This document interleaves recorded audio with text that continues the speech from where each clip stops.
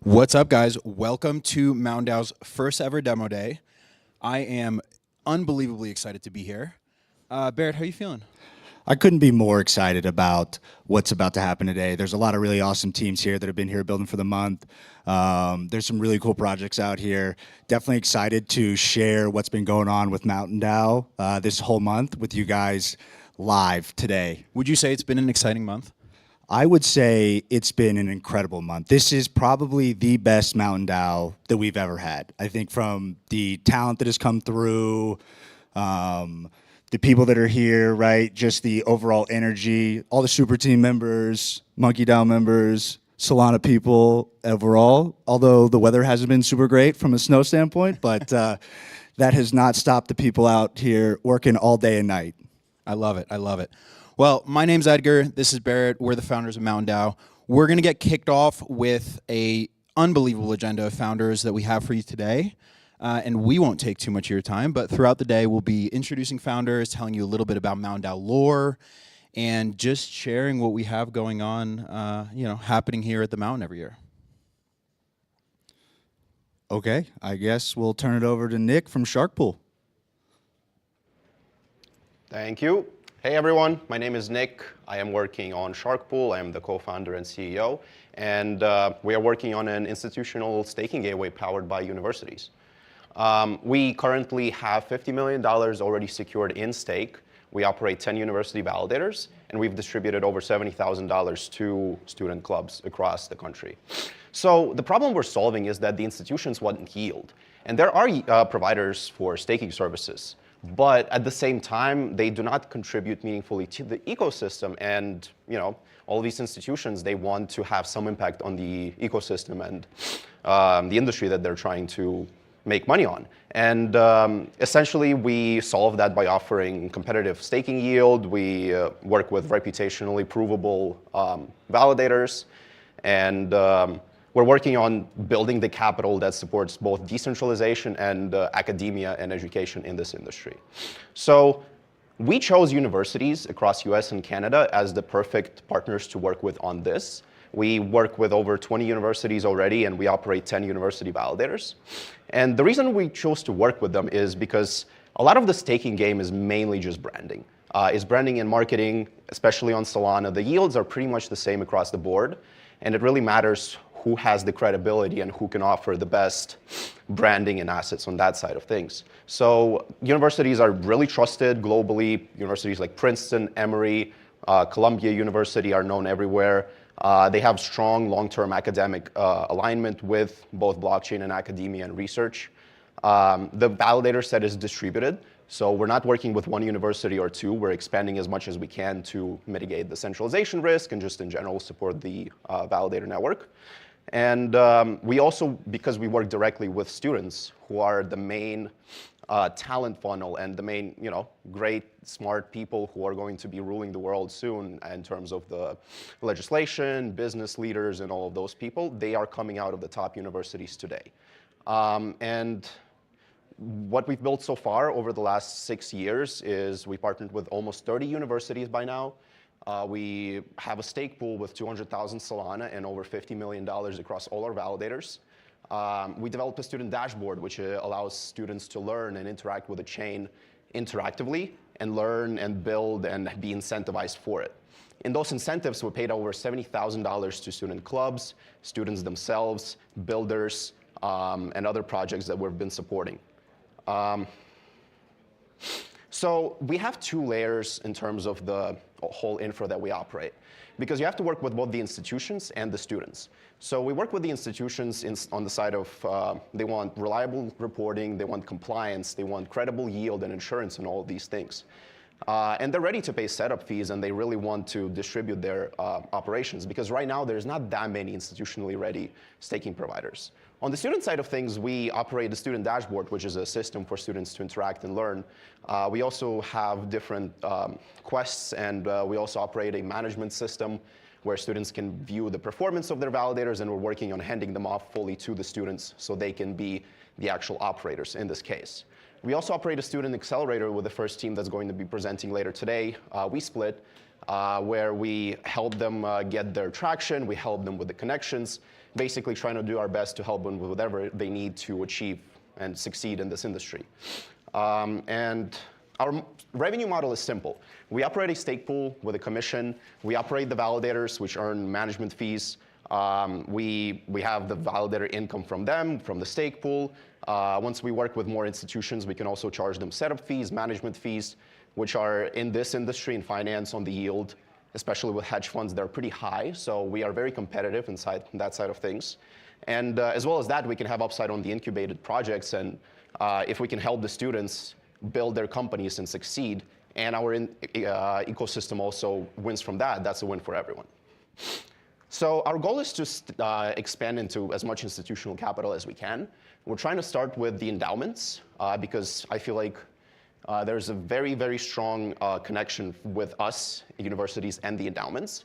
And they would want to invest into the students and the projects that they lead. So once we build out all of the institutional stack, we will be working closely with the endowments. And in general, after that, we can expand into any ETFs or anyone who holds Solana as a custodian. Our target is to attract 500,000 souls more in stake. That will allow us to be very sustainable on the revenue side, keep supporting students and running this long term. And we are already halfway there, so thanks for listening. Thank you so much, Nick. I personally love the initiative. What are your thoughts on, Sharkpool and what they've been able to accomplish so far, Edgar? I have to tell you, Barrett, all I was thinking the entire time Nick was talking was that we did not hype him up enough in the introduction. I mean, obviously, the university network in the US and globally is massive, right? I think it's massive on a number of fronts, not just when it comes to stake capital that is that is there for the network, but from a talent perspective, right? This is really where the next generation is coming from, and Sharkpool is pushing that talent development increasingly across the United States. So absolutely massive initiative from Nick. Yeah, obviously, here at Mountain DAO, little biased. We love Nick. He's brought a number of young people in that are in college still from around the world, a lot of here in the US. So we're definitely super excited about what he's been able to do to grow the young developer or builder community here on Solana, and especially at Mountain DAO as well. Yeah, absolutely. Speaking of community infrastructure, I'm going to do a better job of hyping up our next team. Pack 3 is a community infrastructure designed around, proving out attendance, participation, and really the substance that I think makes up the communities that are incredibly and increasingly more important to us, especially in a technologically developing world. Let's give it up for Twyla from Pack 3. Awesome. Thank you, Edgar. Thank you, everyone. Hi, this is Twyla from Pack 3. We're basically building an incentivized data layer for community growth. So as a community members myself, I found it's very hard for me to identify high signal updates because usually it's buried underneath different noises. And it's also very hard for me to identify, track, and sometimes even to view the perks and offered by different communities. For example, Monkey DAO, you need to hold a Monkey member NFT for you to be able to view what kind of perks they're offering. And it's even harder for me to port my contribution proof around, and this is siloed onto different platforms so far. And for communities, it's a nightmare as well. They usually spend a high cost on different CRM systems, and it's still hard for them to identify the high-value contributors. And there's no Web3 native workflow tools that allow them to automate their workflows. And given there is also no infrastructure that supports them to create long-lasting impact, it is hard for them to create retention as well. And Pack 3 is here to bring the solution. We are here to transform the fragmented community engagement into actionable on-chain insights. So you will be able to basically automate your native workflows and reward your genuine contributors, and also to identify what drives the real growth. So enough to be said, let's dive into our live demo here. So this is what you can see here. It's basically our live website. You can track different communities, and we're live with MTNDAO here, and identify what kind of perks they're offering. And here we're gonna go to the admin dashboard to showcase. We're gonna use MTNDAO ski deposit as an example here. So to showcase how we can automate the entire workflow. So you can see we can also track some key metrics for the community there as well. We're gonna create a pack. So here you basically want to define some meaningful information about this pack. So we're gonna name it as ski pass for 28th of February, and the description. And next step, we're gonna configure some requirements. And the access rules are basically some passive detections, and we're gonna check if members hold certain NFTs or tokens or roles. And in this case, we're gonna configure an action and requires user to deposit $1 USDC here. And it's gonna be an on-chain transaction action. And here you can either choose protocol interaction, which will basically detect if the user has interacted with a certain protocols that you defined. And in this case, we want them to direct transfer to the escrow that we set up. And we want the refund method to basically be bounded with GPS checking, because we only want to refund to the people who actually show up in Snowbird. But for the demonstrating purposes, I will configure the location to the MTNDAO office, because we won't be physically at Snowbird. And here you can see it's a MTNDAO office. And we're gonna choose USDC as the assets that we want the user to deposit. And next step, we're gonna create this action and go configure our perks. So perk in this case, it will basically be a free ski pass. And so it's gonna be a physical perk. But sometimes if admin wants to create a digital perk, for example, it can be like discount code to another platform, or invitation code to a new beta of another platform as well. But we also allow them to upload these codes as well. And we have a code inventory system that help them to distribute the code as well. And now we're creating the perk and the pack itself. So now we finished creating the pack. Now you can see we have one action and one perk configured. We're gonna view the public page, what members can see right now. So here we got a nice animation, and with the pack itself being locked. So for a way to be able to unlock this pack, we need to deposit $1 USDC. I'm depositing the USDC now, and we're waiting for the transaction to complete. And once the transaction is completed, it will notify me the transaction is complete. Now it's deposit. And you can see there is a map here that tells us the pending refund. If we want to get our refund back, we need to verify our attendance and this location. Now it's checking if we're actually here in the MTNDAO office. And yeah, we're here. So now we got our refund back, $1 USDC. You can view our transaction on SoScan as well to confirm that we actually got the deposit back. And now you can also see you get a free ski pass and Snowbird.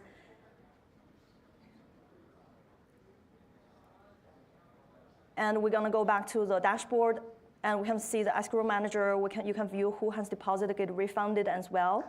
And also, as a member, you will be able to mint an NFT pack itself. It will live inside your wallet upon the mint of the pack. And thank you. And pack 3.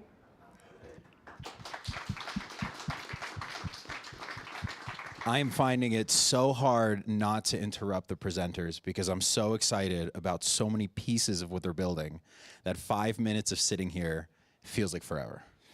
That is true. Especially, it would have been really nice to have this solution all those years ago when we started MTNDAO, when we were just slinging tickets out, praying people were going to show up to the ski resort. I definitely think this is something that's like really cool. It's going to be increasingly more important as the world becomes more agentified, to prove that, hey, like I am actually in location to achieve these perks, and it helps with some civil protection as well on that for the community side of things, which I think is incredibly important, right? To be able to verify that location is truly important, I think. Yeah, I mean, absolutely, right? All month this month at the Mountain, we've been talking about the agentic future. I think if your circle isn't discussing AI agents at this point, I don't have the time to explain them to you. But, a lot of the conversation has been around, how does the world evolve from here, right? And as more and more of our existence, of our universe becomes digital, that IRL piece becomes so much more precious. And I think what Pack3 is building, is set up to become core infrastructure in creating substantive live experiences. And I just, I see it becoming more and more important over time. Absolutely. And on that note, we're going to introduce our next project here, Hashish. They are doing some proof of work stuff on Solana, including around some privacy as well. And I think that this is something that's pretty interesting. Obviously, I'm a big fan of privacy, both on-chain and off-chain. So, we'll turn it over to our man up here. Thank you. Good? Is it good? Okay. Hi, everyone. This is not Hashish. Ceci n'est pas Hashish. I'm Antonin, and today I will present you Hashish. It's a proof of work on Solana. Oh, I got notification. So yes, I think you all know Bitcoin. Bitcoin is the father of the proof of work. There is a fixed supply of 21 million, difficulty adjust every 2 weeks, and there is a cost for electricity to mine every block with electricity, so it's real value. For now, 1 Bitcoin is to mine, it's like 50,000, and the actual price is 64,000. In the past, OR was a proof of work on Solana, but it did wrong in the past because they were spamming too much the Solana network, too much frequency, and it broke totally Solana. They stopped the mining, and in season 2, it's just now proof of gambling because you bet on the grid, and at the end you win or you lose. Here there is a recap of all the proof of work that you can see in the future if you want. I will not talk a little bit because I have not a lot of time. So Hashish, why Hashish the name? Hashish is the basis of every proof of work.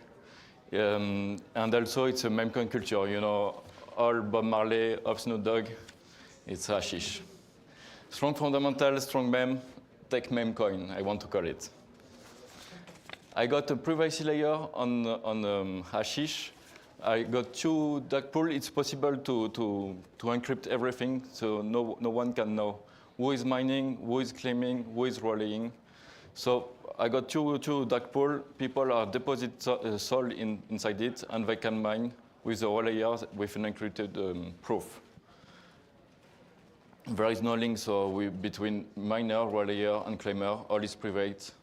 And also, external user can use the dark pool to use it. Secure is the new banana. In MTN DAO, I put my secure on the screen, on the wall, and it was mining. But the banana it's like 6.2 million, but my secure is my Hashish, There is a little bit video of, let's go.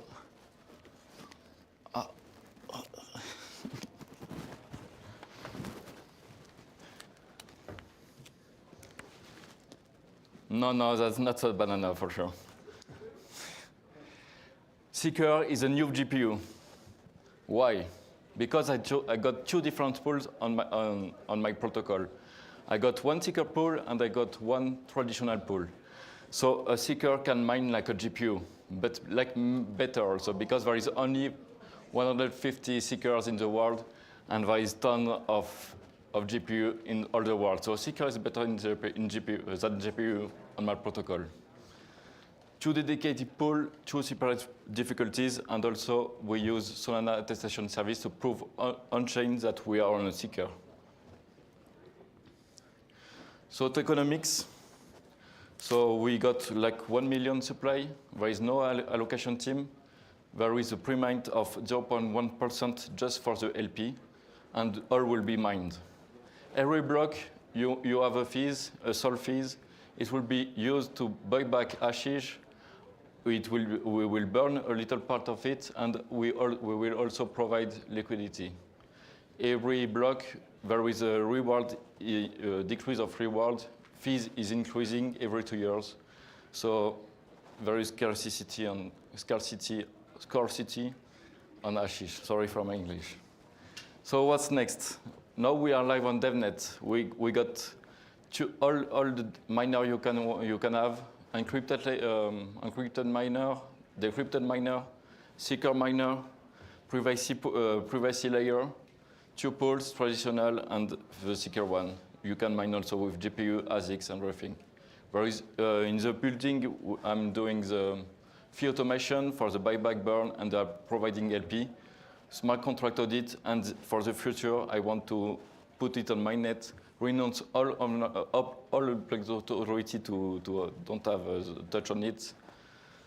And in the future, I want also to integrate Anon Mesh to mine offline blocks. I don't know if there is a block at the moment. But thank you for all. This is Hashish, mine for the culture in the future.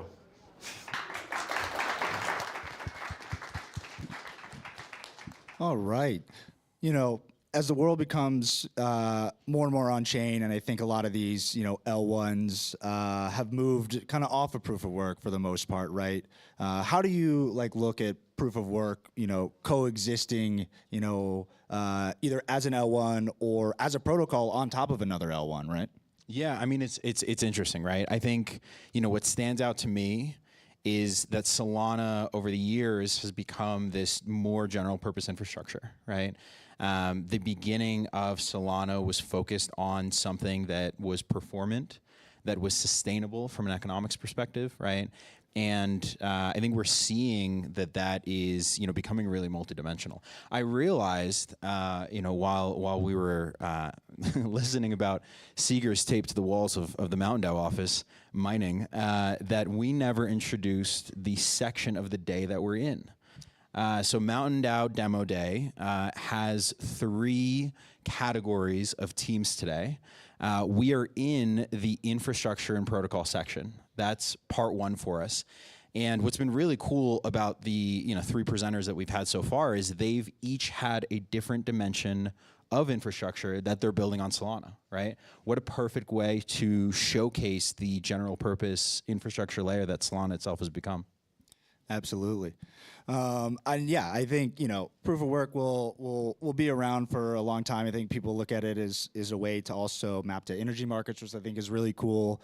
But yeah, let's kick it over to our next presenter, Anon Mesh, working on some pretty cool privacy stuff. I think that has become a really hot topic here over the last 6+ months. And definitely excited to see more privacy-focused projects come out on Solana. I think that they exist on some other networks, right?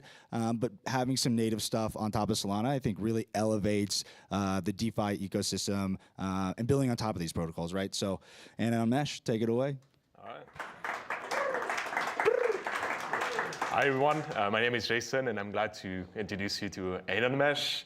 But before getting started, I want to ask you one particular question. What do you think all those images have in common? So for the reference, we got the Nepalese war, the Arab Spring, and EU chat control. And the answer is pretty straightforward.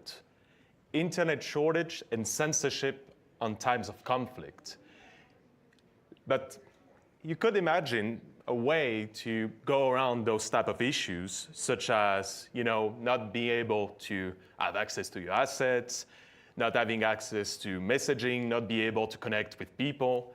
It's pretty much getting landlocked, where you cannot do that much, but there might be a way, might be a good solution to that. Let's imagine a fully decentralized, confidential solution that lets you both do confidential transactions on top of Solana without the need of internet, including messaging on top of that. That's literally what we're bringing today at MTN DAO. A solution as a mobile app lets you have your phone to become what we call a node. that will let you, utilizing both BLE and LoRa, to have access to your assets on Solana, and also be able to communicate with your loved ones, your family and friends, without the need of internet in a fully confidential way. This is a cool tweet from Mertz saying, quote unquote, "Man, Signal is so ass." And basically what he's trying to bring through this tweet is basically most of those messaging apps, they're pretty much having those servers, having all those metadata and pretty much personal information about you, your messages, it could be your bank details, it could be anything that is related to a person. So basically, it was trying to push forward to have things that would be done without central servers and in a fully peer-to-peer way. And also, it might get us some fundings if we actually net it out. So shout out to Mert on that one. When it comes to the competitive landscape, it's pretty straightforward once again. We got Anon Mesh, BitChat, so Jack Dorsey's project, BLE, communication without the need of internet too, and Signal. Basically, Anon Mesh is just taking everything, encrypted, offline, and you're also able to do payment on the Solana without the need of internet in a fully off-grid way. But how does it work exactly? Once again, pretty simple. Proof of relay. You send a message or a transaction, you pass it over Bluetooth and LoRa, which is device to device, and also utilizing those type of device right here. This is a Mesh-tastic LoRa nodes that connects to everyone. There's like 336 nodes all around Utah right now, set it up. And you bind to beacons. The beacons are the connected user within the network. They are the one receiving all those transactions that have been serialized, utilizing durable nonce accounts, send it over to them, and then they will just settle those transactions later on the blockchain. And then you receive back a confirmation directly on the device, which means you still don't need internet to receive a confirmation about your TXs on Solana, having to do swaps, or even just sending some USDC to your daughter because she doesn't have money to pay a taxi. When it comes to the traction, we've been doing for 2 months growing the stats so far. So X is pretty much okay. We got 1.2K followers so far, 763 on the waitlist, and we reached more than 345K impressions so far across all the social medias. We got some achievements through some hackathon participations we got recently. So we got the Solana Privacy Hackathon, Mertz, Cypherpunk's hackathon, and also a sidetrack on the Colosseum from college.xyz, which is worth more than 25K of USD in cash price in total.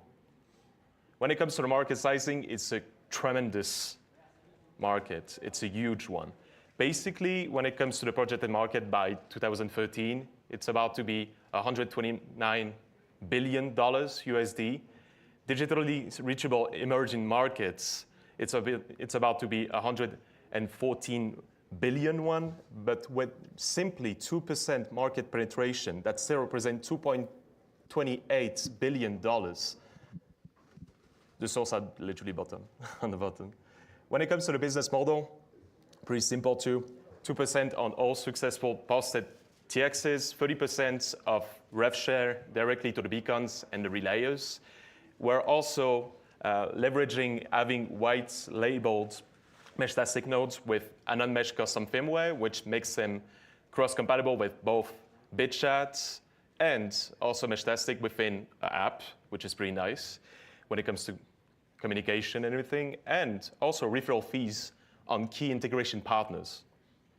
When it comes to the roadmap, also pretty simple. MVP, the MVP is already live pretty much on DevNet right now. We push it on the social media, so people are free to test it out for themselves. So basically, it would just be shipping on Seeker first, and then other app stores. Then distribution would be based on strategic partnership that we are having right now with RPC providers and off-grid community, and also Arkham that is helping us having to leverage, having all the transactions to be settled in a confidential way on top of Solana. And then incentives when it comes to rebating some of the revenue we got from the protocol and send it back to the relays and the beacons for hitting blind spots, which means, let's say, for example, you're in a place where there's no coverage of Anon Mesh or even Meshtastic or whatsoever, we'll be able to give you some rewards out of literally just covering this part of the world that is not reachable yet. When it comes to the team, we got Sean and myself, Jason.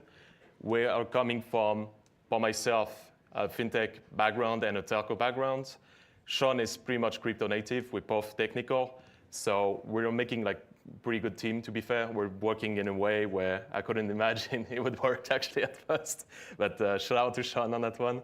And yeah, we done multiple ventures back in the days. I used to be working on a fintech called Mbongo that was made towards the sub-Saharan African markets, leveraging USDC and mobile money. And that's it. Thanks for listening to me on that one, and feel free to join the waitlist and join us on Twitter. Thank you. You know, I think we're big skiers here at Mountain DAO. And, you know, you go out into the mountains, communication becomes interesting, right? Staying in touch becomes so important. And every time I'm out there, I think about how, you know, how privileged I am to be worried about communication when I'm skiing, not when, you know, I'm walking around the city, at my job, trying to keep in touch with my family, my loved ones. When communication breaks down in real life situations, it's a whole different story. It's a whole different level of seriousness. So I personally think that the kind of technology that Anon Mesh is building, I mean, unbelievably critical to human existence. Yeah, I couldn't agree more, especially in, you know, places as we watch, you know, signal jamming for, you know, kind of cutting out the internet and other like communications for, you know, civilians or military, right? I think technology like this really starts to play like an important role. I think being able to communicate with your loved ones, being able to transfer that money in an offline way, right? You know, people still are going to need to pay for goods, and this allows for people in impacted areas to still utilize and reach their, you know, bank accounts if they don't have cash, especially as the world becomes more, you know, crypto focused, right? Absolutely. Speaking of the infrastructure that keeps us going, let's turn it over to HackHack. Thanks. Hello. Can you hear me? We got you. You're live. All right, you got me. HackHack. Yeah. First of all, let me just kick off with the team. It's me. I'm Robert Robbery, founder of Accretion. I've been doing Solana audits for almost 4 years. And Henry, who's a very great Solana developer and happens to be a deep learning PhD. We decided to team up and build something that will change the auditing landscape. First of all, a lot of products that are launching today here at this hackathon face a massive hurdle, and that's getting an audit, because audits are extremely expensive, and also they take a long time. Not only the audit itself, but just the waiting time. Like often, it's pretty normal to just wait a whole month or 2 or whatever to get even a slot for an audit, and then for the audit to complete, it's going to take another couple of weeks. So if you don't even know if your product is going to have product market fit, it's kind of a big expense and a big risk to spend all your money on an audit and then deploy the program, and then you're not even sure if it's going to work out. Maybe you have to rewrite the whole thing, and then you're going to need a new audit. You know, it's not a great situation right now. Meanwhile, AI is getting pretty good at like pattern matching, finding patterns, like drafting findings and drafting fixes and like all these kind of stuff. However, AI by itself isn't equal to an audit, at least yet. So what we've built is like an agent. We call it the HackHack agent. It's a Solana first auditing agent. And what it does, you give it a repo, it finds a bunch of issues, and it validates those issues. It preps like a repository to work with a human auditor. And the human auditor will go and give their own input, and together you get a massive speed bump and a coverage bump for your audits. And the audit workflow, basically, you give your GitHub repository, the AI preps the audit, it finds bugs, it pre-validates audits, and the human auditor will also validate, and then the idea is that the human auditor will also deep dive and try to find additional issues to the AI auditor and prove their worth. And with this system, we believe we can deliver an audit report to you in 72 hours compared to like 2 weeks plus month-long waiting time of traditional audits. So this lower waiting time plus the AI assistance makes it not only much quicker, but it also makes it much more cost efficient. So it's just going to be much cheaper for you. So here's what we got so far. You have a website. You can put your repository in there, and then you just configure the audit. Configuring means you just pick out the branch and the commit that you want to audit. You need to upload your compiled SO file for our testing, and you send it off. Our auditing agent will audit, and then our auditing agent will talk to the human auditor, give them the pre-made homework, the half-done homework. The auditing traditional auditor will finish the homework, and we will have an audit report at the end, just as you know it from traditional audits. And that's it already. And if you want to try it out, go to hackhack.ai. The beta code to access the tool is hackhackme. We will pair you with a human auditor. The report you will get in 72 hours after payment instead of 2 weeks. And also follow us on Twitter. And that's it. HackHack.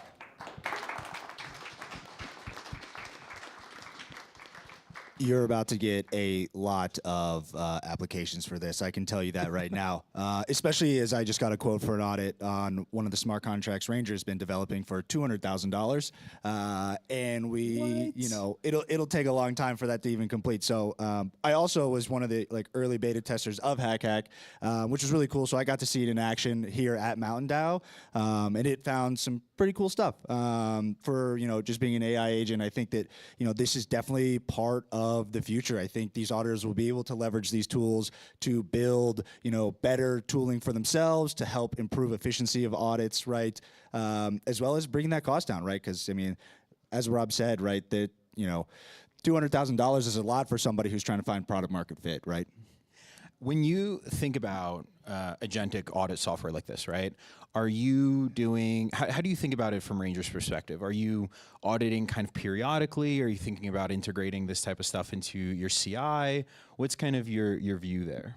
Yeah, I mean, the way that I would look at it is, first of all, you're going to get your very first blank audit, right? And then after that, these types of tools can be really helpful on every commit bump, right? To, hey, put it in your CI, CD, right? It's running in your GitHub, and it can tell you hey, these are potential issues, right? So it's obviously not there yet, but that's definitely how I see a lot of this going, is being able to utilize this in your traditional development pipelines, right? Absolutely. And I mean, it speeds up velocity of development across the whole ecosystem, right? Not only is it secure, I mean, how much have we seen, hey, this project got audited, but it turns out that it was audited a year ago or a year and a half ago. New features were introduced. They were unaudited. They got exploited.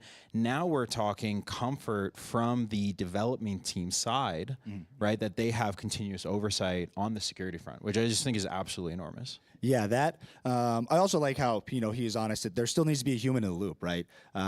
This stuff is still super early, but I think it's very promising, right? I think there's been a lot of agentic work going on at MTNDAO, so it's been really cool to be kind of on the bleeding edge of what people are really utilizing, a lot of agents and AI for. And I think that this is, I actually made a tweet about it during MTNDAO that, or maybe right before it started, that these AI red teams, right? Agentic red teaming is going to just be so beneficial for the DeFi ecosystem in the crypto space at large to be able to have more constant monitoring at a much higher level, and it's only going to get better, right? The more examples that these guys get, the better the tooling will become, and eventually you'll probably be able to even like take a human out of the loop, right? Yep. Yeah, and looking at it from kind of the startup perspective, one of the things I love that we're seeing AI kind of enable, I think of it as vertical AI, right?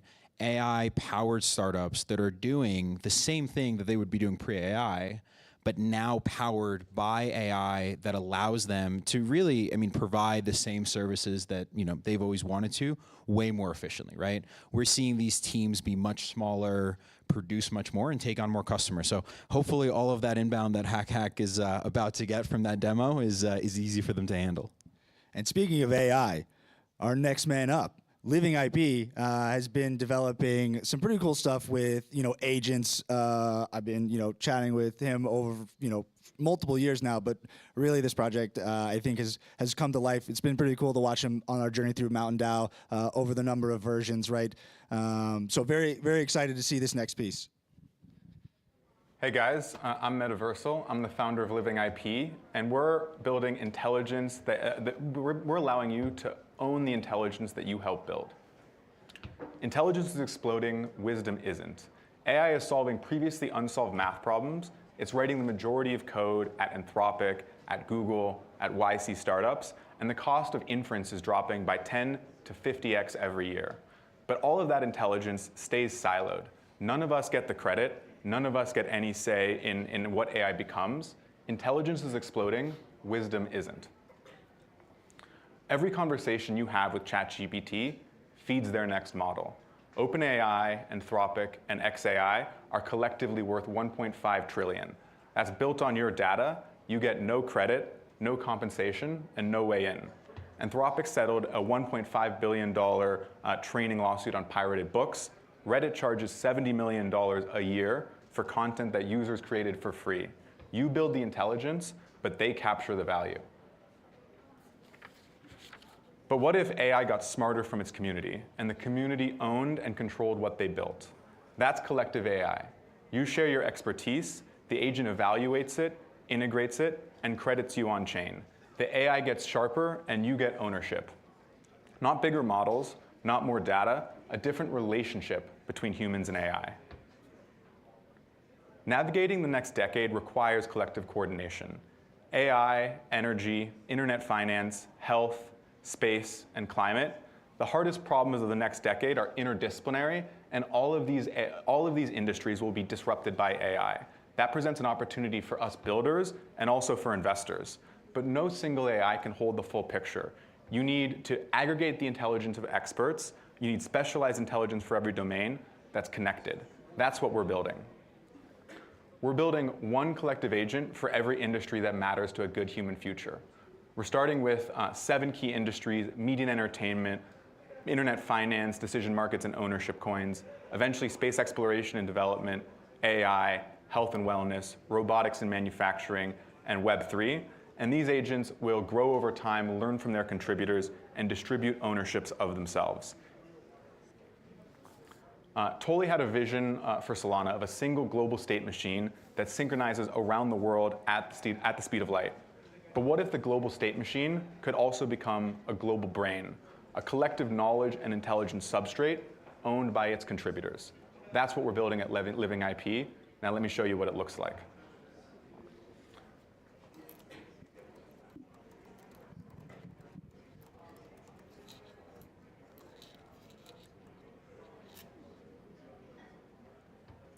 So one of the big problems in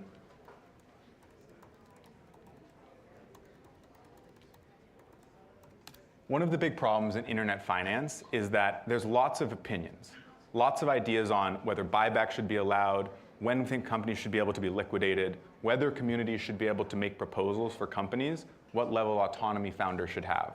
But all of this is people posting ideas, and none of it gets synthesized into a common framework that allows us to aggregate and improve knowledge over time.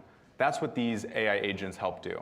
They can, this agent is basically going to talk with community members, figure out how they feel about buybacks, draft proposals for futarchy, and build its knowledge and give credit to all of us for contributing that information. It can search its knowledge base. It has user memories. The knowledge base is a wiki-like structure. So you can see all of the past changes to the documents and review the agent's chat system prompts. If you don't like the way that they're behaving online, you can suggest changes to it. We have 3 agents live today, and soon we'll have 8 of these agents. Very soon we'll be ingesting information from Twitter. We're just dealing with a little bug right now. So follow our project to get updates on that and to basically help to build Rio's vision of how internet finance can help enable the builders of tomorrow to leverage AI to create the next generation of startups that will help transform these industries. My name is Metaversal. You can follow me on Twitter and message me on Telegram if you're interested in having a conversation about these living agents. And I'd love to see your contributions in our knowledge base. Thank you.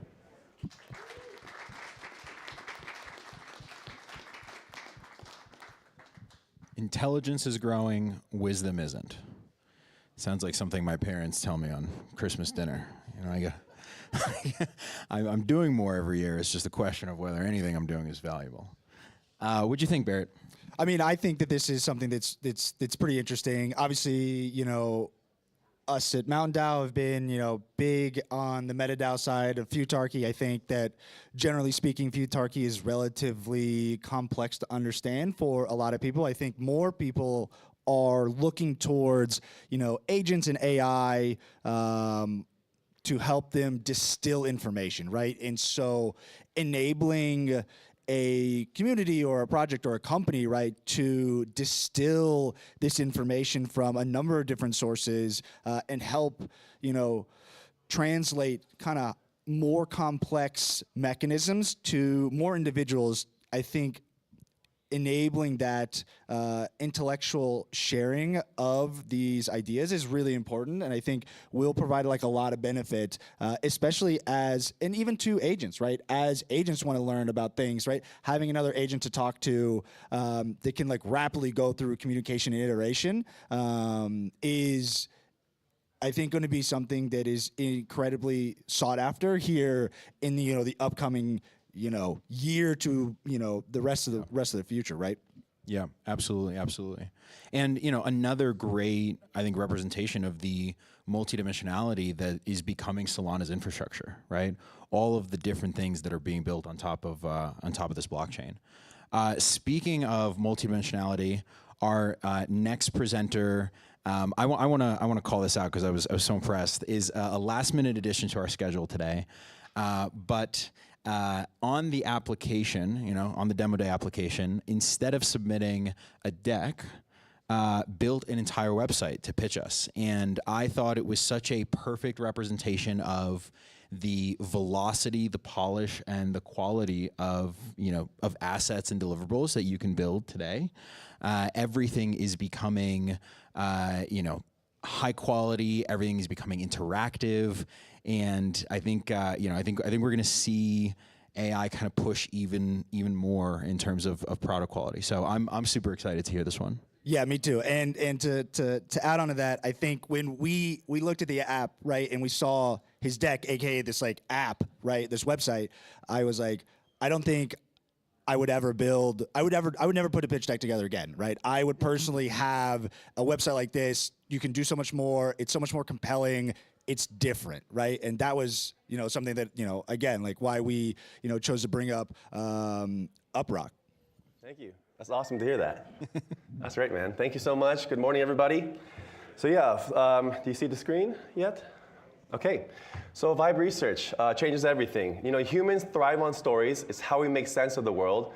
We look for patterns, name threats, look for paths, make decisions. In fact, a lot of our tools we build are to help fulfill this human need, and Google's search engine is all about plugging into this need to actually make sense of the world and the chaos of the web so we can make actual decisions. The funny thing about Google is they present links to you, and we were the agents. We were the mechanical Turk doing the work. So we were clicking the links, we were sharing the links, we were reading the pages, we were doing the summaries, And that worked for a while. But now with the AI agents coming online, that's chaos. It's impossible to keep up. So we're in a constellation of signals of YouTube and podcasts. And we spend hours a day just trying to do vibe research, just trying to keep up. And so today, the link is no longer good enough. Even the first 10 pages of the Google search is no longer good enough. We all know this. This is why we have 50 tabs open. This is why we use multiple chat rooms. This is why we have multiple agents. And so we're building an insight stack that understands this is how the world is today, how you do vibe research. We can codify it, upgrade it. And an insight stack turns prompts into living intelligence that's real-time, recurrent, remixable primitive for the AI-human collaboration that's coming. So it is actually a website, so I can just scroll it. So Uprock is community powered. People earn rewards share their unused bandwidth or their internet on mobile devices. They also play games and surveys. And this is what gives us infrastructure that nobody else has. So you have 3 million devices worldwide. Last year we had a record 27,000 installs last week. And so quick on the team, the most relevant for today, we're serial entrepreneurs. Our last company was called Tenta Crypto Browser. It was a built-in VPN. So we have intimate knowledge of how to unblock the internet and how hard that actually is. And so when you're building a browser of the future, you're thinking about AI, you're thinking about crypto, how to build a better internet. And we realize this agent swarm is coming. A VPN network, a proxy network is not good enough. You want to democratize access to software, but also to intelligence. And you're going to need to have a distributed network, a Web3 community to actually unblock the internet for you. So what a beautiful example of deepening AI. So I really think, mark my words, 2026 is AI deepen. All right, so vibe coding is awesome. We all do it. But try actually adding vibe research or data to Lovable or Cursor or your Claude app, right? If you say, hey, especially monitor my competitors or pricing or trends or complaints or social media, all those things, and especially do it on a time basis, do it recurring, say daily, weekly, or monthly, it will break. You'll hit a data brick wall pretty quickly, and the magic of vibe coding fades pretty fast. Because the underlying foundation is not changing. Maybe the UI changes, maybe it's human language, but still it's using a search engine designed for human eyes. So what search engines do? They do one-off searches, one tap, one prompt. What an agent can do is work for you while you're sleeping, continually searching, do the vibe research that you wish you could do while you're sleeping and save you time and money. It's not durable memory, so when you close the chat app, it's like a genius goldfish, right? It just loses context every single time it works for you. And then this is probably the most relatable thing, it's non-remixable workflow. So how many people have had the amazing experience where you're just vibing with ChatGPT or Claude, you're doing crawls, you're getting a lot of research, it's like it gets you, it's like your business partner and your girlfriend, your boyfriend, your family all in one. It's awesome, right? And then you want to transfer that maybe to make an app or another kind of interface. How do you actually take all that context and data you just created together with your agent, transfer it to Gemini? Maybe you don't like the output there, maybe you want to bring it to Lovable. That is actually impossible to do unless you're super tech savvy, and even then it's a pain in the ass. So intelligence does not compound. It just lives in a silo, and that's a shame because the amazing thing about AI, it's an amazing remix engine. So what you have to build are new primitives that actually take advantage of this. So we built a new primitive called the insight stack because the era of humans clicking one link at a time is over. Now it's the era of human AI collaboration on reasoning over shared intelligence. So we take that vibe research that we're all doing, we break that down into a context graph so you know, hey, here are the signals that you need, here's the data points you need. We can actually understand the knowledge problem, break it down, and then from there, an execution graph is kind of the operations. How do we get that data? Crawlers, network, what tools do we need to get the data that you need to feel confident to make a decision? And then finally, the living payload. So this is the beauty of the insight stack. Most crawlers, about 2,000 scrapers on GitHub. What you're paying for is a dump of markdown files or CSV files. That's not what you actually want. You just want to be able to actually make decisions right away. So we have a link that you just share that, and that's auto-recurring and continuously improving, and you just drop it into any vibe coding tool, and now you can hydrate it real-time, recurring, continuous updates on data. So this is how it works. You scribe what you want, pretty familiar to most vibe coding tools. We create the graphs. We have the deepened network execute it on a time schedule by default. And so you have intelligence that compounds, and then one link, all of a sudden your vibe coding tools become infinitely more fun and infinitely more useful.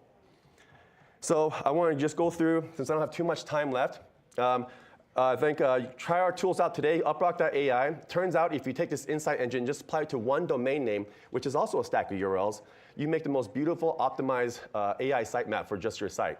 Whether you have 10 pages or 1,000 pages, one prompt can make an insight stack, and AI loves this. Try it, take my word for it. Create it, add the link to your website, ask any AI to crawl your site. They will find it, and they will love it. They will know your site instantly. Let me go back to here.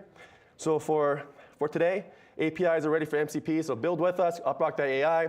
If you add the promo code MTNDAO 2026, you get another 5,000 credits for which expire at the end of the month. You can see that. And I'll leave you, and then we're all Export2 enabled, so if you're building the agent-agent economy, I'd love to talk to you. We also have an OpenClaw tool, so you can have your OpenClaw join the Uprock network, be a DPIN node, have it earn its keep, earn tokens, and then use those tokens for AI credits. So I'll leave you a last question. What insight stack would you build today? Thanks.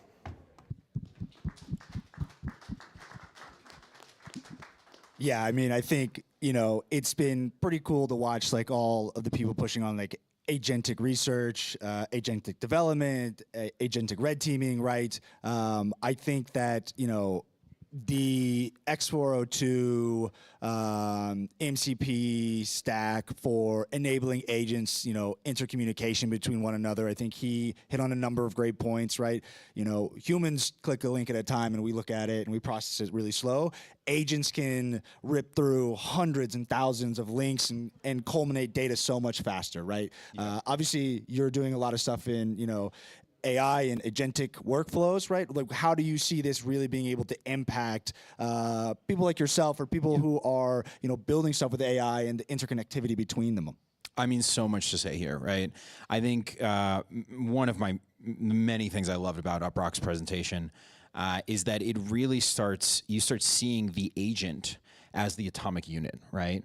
The inside stack making not just knowledge transferability easier, but really atomicizing that knowledge and making that piece movable, generalizable, right? I mean, this is true entities coming online, right? Not to mention, we've got the consumer payments, consumer and payments section of Demo Day later on, so I don't want to talk too much about X402 now, but I think we're starting to see these agents be able to earn, be able to spend online. I mean, these are, you know, increasingly valuable participants of our society. I think it's unbelievable. Absolutely. And kind of going a little different direction. I think we've had a lot of AI here, so definitely excited to see some of these new infrastructure pieces coming on Solana, you know, in DeFi, right? Our guys at Dasmac are building a new order book here on Solana. Very excited, very optimized. As a big DeFi person myself, I'm pretty excited about this project. And I've known the team for a long time. They were here early in MTNDAO's life cycle. So super glad to have them back. Dasmac. Good deal. All right, cool. Hey, everybody. I'm Alex Kahn, founder and CEO of Distributed Atomic State Machine Algorithms Corporation. You can call us Dasmac. I got another member of the team with me here today. This is Matt. Hey guys. We're gonna talk to you guys about fully on-chain order books and assembly level optimizations on Solana. I've been an order book guy for about 4 or 5 years now, ever since Serum, an early primitive order book on Solana. Back then, Solana didn't have dynamic memory allocation, so I ended up building a fully on-chain order book on a different blockchain. That's where I met Matt. And since then, we've built a couple different trading systems together. We're here today because we believe that conventional wisdom is wrong when it states that on-chain order books can't be executed while on Solana, that they're too expensive. As a result, people have built prop AMMs, which have done a good job of optimizing maker updates, meaning that market makers can post price updates inexpensively. However, we believe there's a lot of efficiency left on the table with order books, in particular using some of the latest programming techniques, especially custom ones that we've developed in-house at Dasmac. Order books are the pillar of finance. Hyperliquid has shown beyond a reasonable doubt that they can be done well on blockchain, but no one has pushed them to their limits on Solana yet. We're here to change that. We're here to build on-chain NASDAQ. We're here to build the price discovery engine that the blockchain was invented to be. We're here to build an environment where anyone can quote permissionlessly under the same unified data model, where takes can match as inexpensively as possible, leading to tighter spreads, and where market makers don't have to post their proprietary quoting logic on-chain, even if it is closed source. We're here to build NASDAQ for blockchain, finally done right. Starting with Dropset, a fully on-chain order book that we've architected. Today we want to show you guys the alpha build, so I'll hand it over to Matt. Hey guys, so I'm running a Solana test validator here, and on this local network I have a market making bot that's using the Dropset program to make a Euro USD pair. Basically, it's pulling an Awanda price feed endpoint, and every time it gets a new price, it updates its orders, it recalculates the spreads based on the Aveyanada-Stoikov model. So this instruction that it's using here is batch replace. This is a really fundamental operation for market makers. So let's benchmark this, and I'll show you guys what the average CU cost for this kind of instruction is. So you can see here that for a single instruction, 10 places, as in 10 new orders, we're getting 411 average CUs. For cancels, it's 199.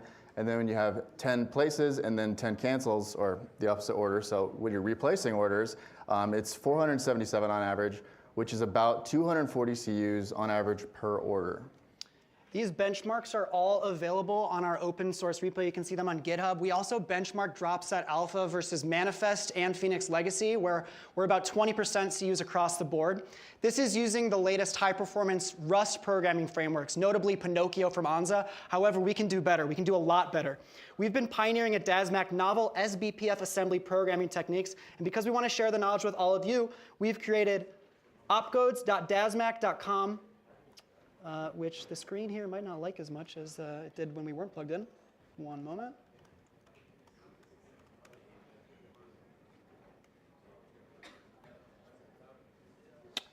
Well, anyways, you can go to opcodes.dasmac.com. You can follow on the quick start. You can start programming SBPF assembly on your machine. We've got a host of examples in order of increasing complexity. By the end, you'll be doing CPIs fully in assembly. You'll be benchmarking Rust versus assembly, and you'll understand why assembly is so much more efficient. And this past week at MTNDAO, I've been working on the forthcoming example to the Solana Opcode Guide. This is a red-black binary search tree. It's a foundational data structure in modern database systems. It also forms the backbone of Dropset Beta, which I'll be getting into shortly. So we've been benchmarking it at around 50 CUs per insert on average, depending on the test case. And so I've also been along the way sharing SBPF assembly pro tips on X, and someone special noticed. You probably won't see this if you couldn't see opcodes.dasmac. But anyways, someone we all know and love quote tweeted it, more nerd sniping to come. So why are we here programming order books in assembly? We're here because we believe there is a bytecode optimal way to connect any buyer with any seller using the Solana blockchain, that it can be done, but it has to be done efficiently, and that to bring the world of mathematical perfection into the world of the real, we have to be pragmatic and we have to use the tools at our disposal, which today includes programming in SBPF assembly. So next for us includes taking the innards of Dropset Alpha, replacing them with a full beta build, which includes an order book assembly implementation, combining this with the latest consensus updates to the Solana stack and the latest SIMDs, which drive CUs as close to zero as we can get. We can forecast over 500,000 quotes per second at alpenglow numbers using CUs that we can benchmark internally. So starting with our SBPF assembly expertise, we create a liquidity environment where market makers who've been frozen out of the prop AMM economy can quote in a general purpose way that they've come to know and love, but which they haven't been able to expect on Solana recently. Volume compounds into a global settlement layer until we can trade any asset under the sun on-chain at scale, whether it's crypto native, tokenized equities, Forex via stablecoins, real estate, you name it. This is the internet capital markets roadmap finally realized, but in order to do it, we need to program things as efficiently as possible, which is why we're doing it in assembly. Thanks for your time. Come find us afterwards. Let's chat opcodes. Well, I absolutely love this. As you know, my favorite book is the order book. It has been in your Twitter bio for years. I was about to ask. But yeah, this makes me really excited, right? I think, you know, as somebody who loves DeFi, who has, you know, built perp dexes, DeFi applications, I think that getting a competitive DEX infrastructure to Hyperliquid is crucial to Solana's success, right? And you know what these guys are working at Dasmac. I mean, 50 CU optimization is an incredible amount. Lean, I think. Incredibly lean. For those less familiar with CUs, 50 CUs is fast. Yeah, especially for inserts, right? I think a lot of these prop AMMs, their Oracle updates are 20 CUs, right? And that's just an Oracle update. So being able to update your actual order, I think is pretty exciting to be able to do on an order book, right? And I think that, you know, I'm still the believer that an order book infrastructure is where, you know, your finance will be conducted, right? Whether that is, you know, on-chain or whether it is off-chain. Obviously, you know, we're here building on Solana, so on-chain is always better. And so definitely excited to see this one come to fruition. And it's cool to see these guys have been building for a while. Yeah, absolutely. I mean, you know, you and I know that the DeFi landscape on Solana is incredibly competitive from the builder side to the trader side. Everybody is pushing the boundaries of physics. And it's, I mean, incredible to see that being built at MTNDAO, right? Speaking of pushing DeFi, let's kick it over to Hidex. Hi, I'm Harrison, one of Solana's founding engineers and MTNDAO Dance Master. I'm here with Morgan, our lead Solana engineer, and today we're proud to introduce to you Hidenity, which is powered by Hidex Router. Hidenity is an app that allows users to keep their transaction history private without removing the convenience of using a .sol domain. As I mentioned, our router provides a strong privacy layer by using Archium MPC. Users create a vault with their regular wallet or .sol domain, and incoming funds are automatically sent to their private wallet, breaking the link between domain and personal account. Most privacy tech fails because it relies too heavily on users adhering to best practices. In reality, most users don't follow best practices, which actually exposes other users that are using it correctly, which negatively impacts the entire anonymity set. Through our research, we were able to easily trace nearly 70% of privacy crash transactions through correlation to timing and transaction amounts. Our product offers enforcement at the protocol level, preventing users from impacting everyone else. By enforcing these basic rules, we control when transactions are processed and how the amounts are being sent out to recipients. We can't control how users interact with their vaults, but we enforce all internal transactions to and from the pool. Our sweep model sends transactions automatically with dynamic timing taken care of by the protocol. Uniform transactions completely eliminate transaction fingerprinting. We like to think of it like random bills and change going into your bank account, but only $5 bills coming into and out of the pool. This amount normalization that happens at the vault layer, coupled with output shaping, makes output amounts almost impossible to correlate. Although it may seem like semi-random amounts and timing might appear more scattered, it makes fingerprinting and profiling much easier. Our protocol eliminates these fingerprints by batching transactions in intervals to normalize the event timing. If you want to receive one SOL by tomorrow at 1 p.m., you will, but nobody, including the protocol, knows exactly when. The router is designed to be as simple as possible. Most protocols give users too many moving parts to manage, such as requiring them to top up balances or manually initiate withdrawals. Our protocol makes it as easy as possible for users to maintain their privacy.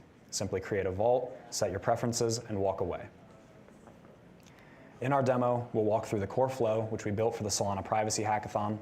The UI has since been simplified, but the underlying architecture remains the same. The user connects a wallet, either a standard address or a Solana name service domain, and the app resolves ownership to initialize a vault tied to that identity. What previously required several inputs and confusing privacy configuration has now been streamlined into a single, simplified flow. Users start by selecting a domain, then optionally setting addresses for automatic withdrawals.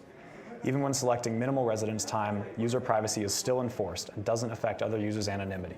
User preferences are all encrypted via Archium. Users can set up their vault, forget, and not have to do anything else.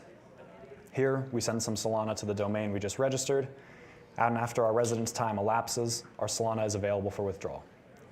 We identified some points of friction in our hackathon submission and designed the router to remove these points. You can optionally deposit Solana directly to your vault to be sent externally to anyone privately. Finally, we transfer the domain back from the vault, and this simplicity gives widespread appeal to users who are unfamiliar with privacy protocols, peace of mind about preserving their own privacy.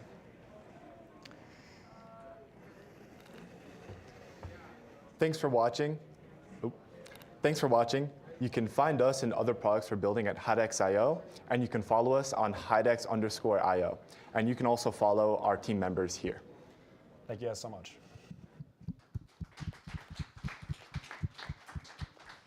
Sweet. Big DeFi guys over here, right?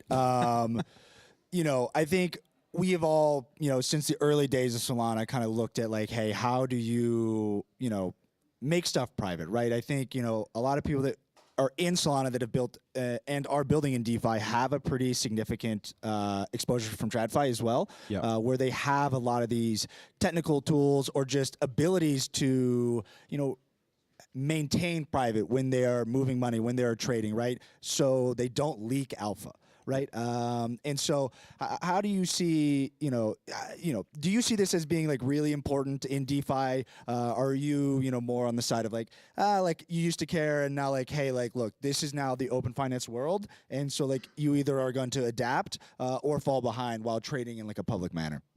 The thing I think is fascinating about a lot of revolutionary technologies, the output of it often seems really obvious, right?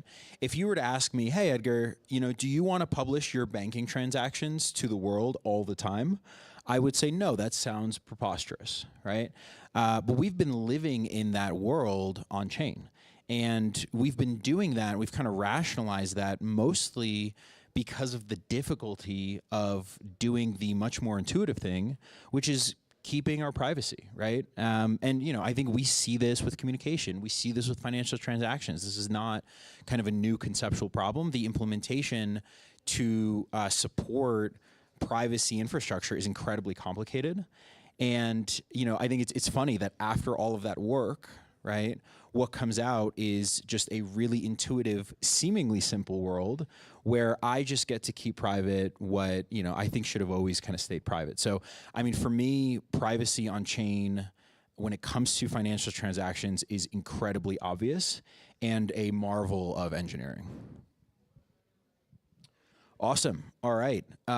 So, we've been talking about infrastructure on so many different dimensions today. This has been an absolutely packed category of the day.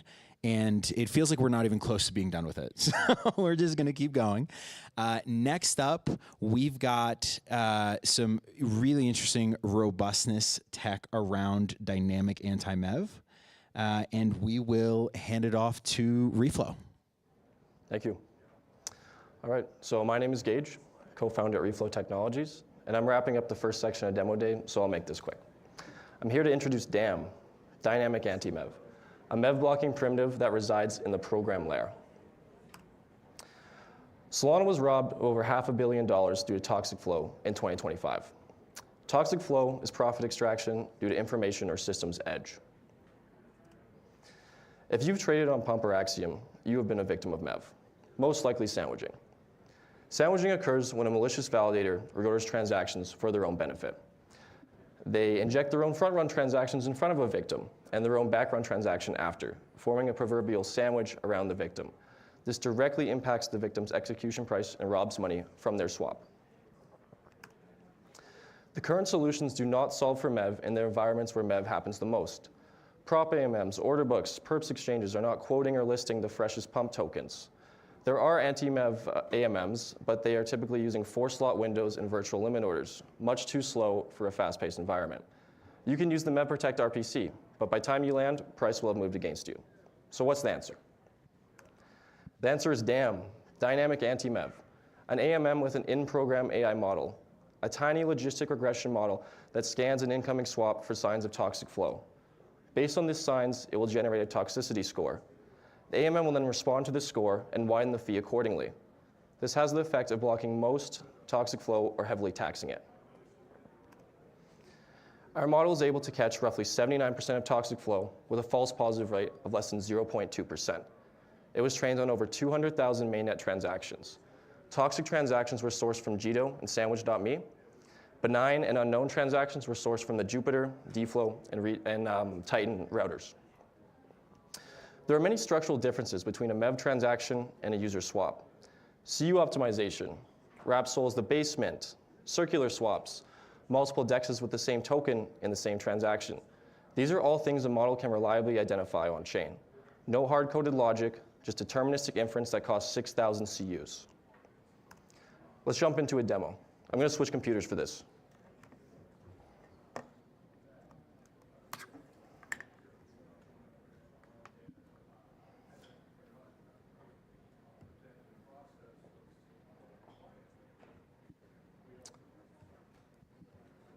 There we go. So right now I'm on SolScan. I'm on the Whirlpool program by Orca. I'm going to grab a transaction and run it through DAM and see what happens. Let's see.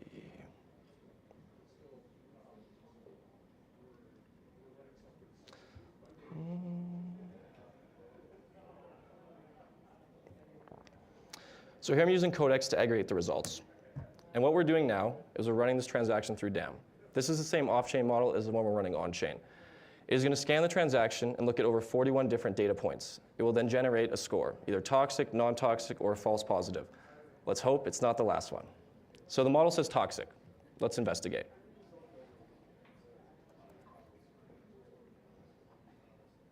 This was in fact a swap arbitrage between WSOL and WSOL, and our AMM caught it in real time and taxed the trade. Let me switch back.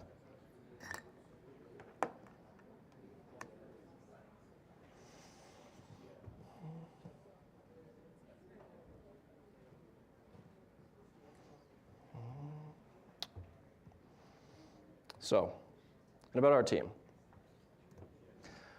The outcome. So what does this mean? For traders, minimal sandwiches and fast execution. For LP providers, increased yield on active liquidity. For protocols, healthier liquidity and stickier TVL. And who are we? We are a Solana native team blending systems engineering, MEV experience, and machine learning. DAM is currently in beta testing with priority partners. To test out your own on-chain model, visit products.reflow.xyz. So thank you guys for your time, and remember, this is only possible on Solana. Okay, there was a lot to unpack there. Wow, the man didn't just put the most sophisticated machine learning model on chain ever. He swapped laptops twice, live on stream. I mean, this is a fearless technologist.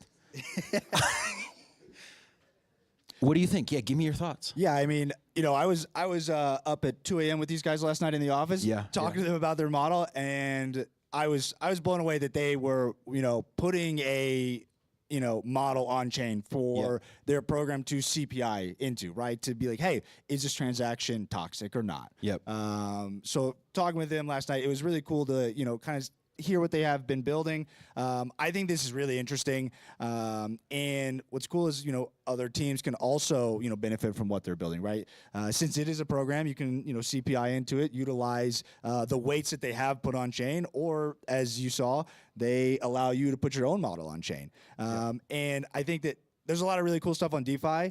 I actually thought the most interesting piece was them putting a model on chain, though. Yeah, and lightweight on CUs, right?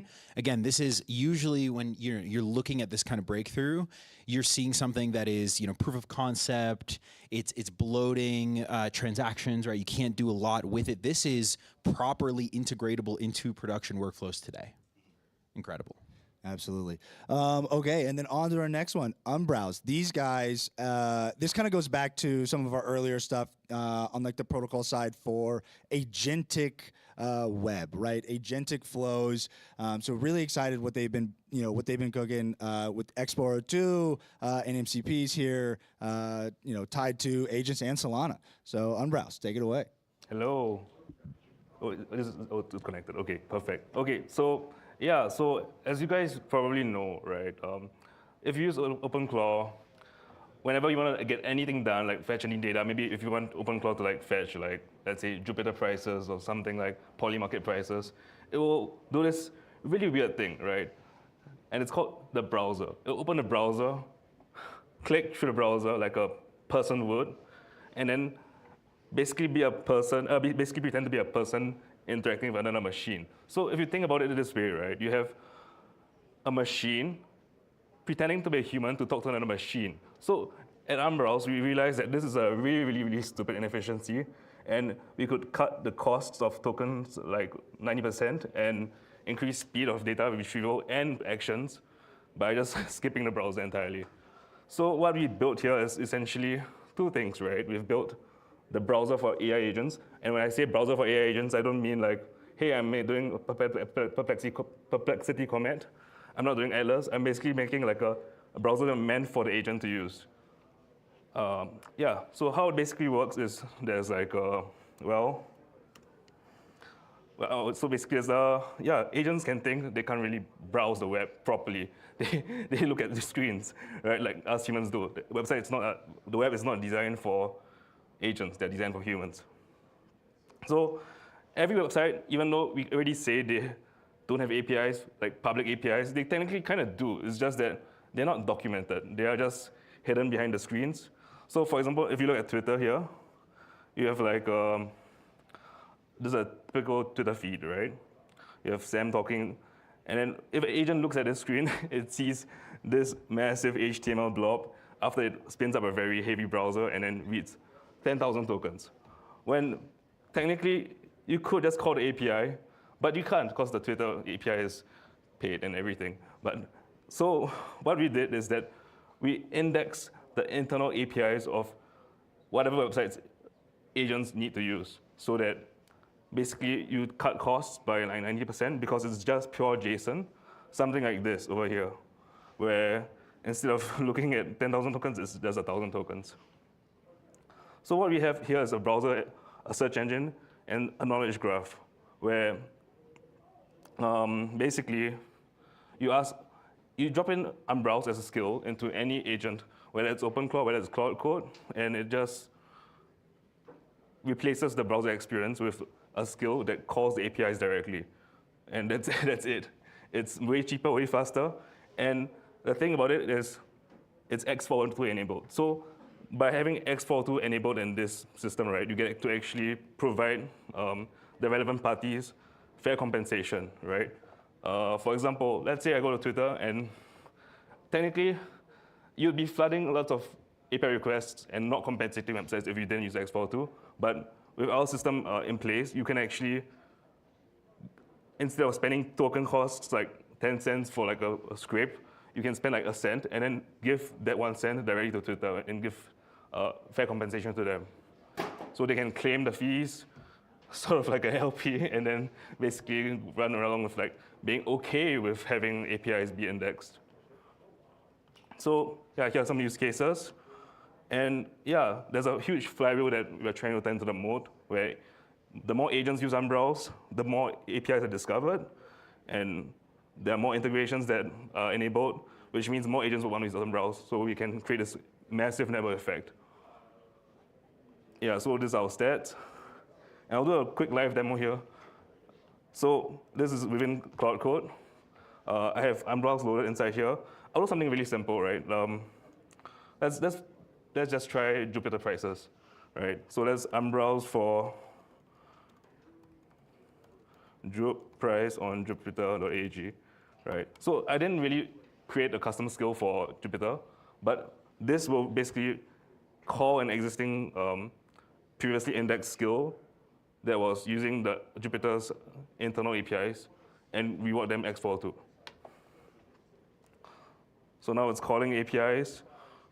As you can see, there's no browser being open or anything. It's just headless, purely just fetch requests.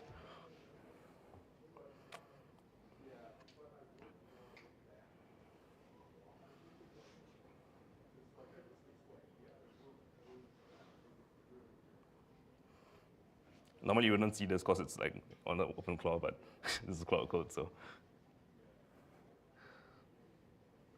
It's picking the endpoint to use, and then it's just going to call it.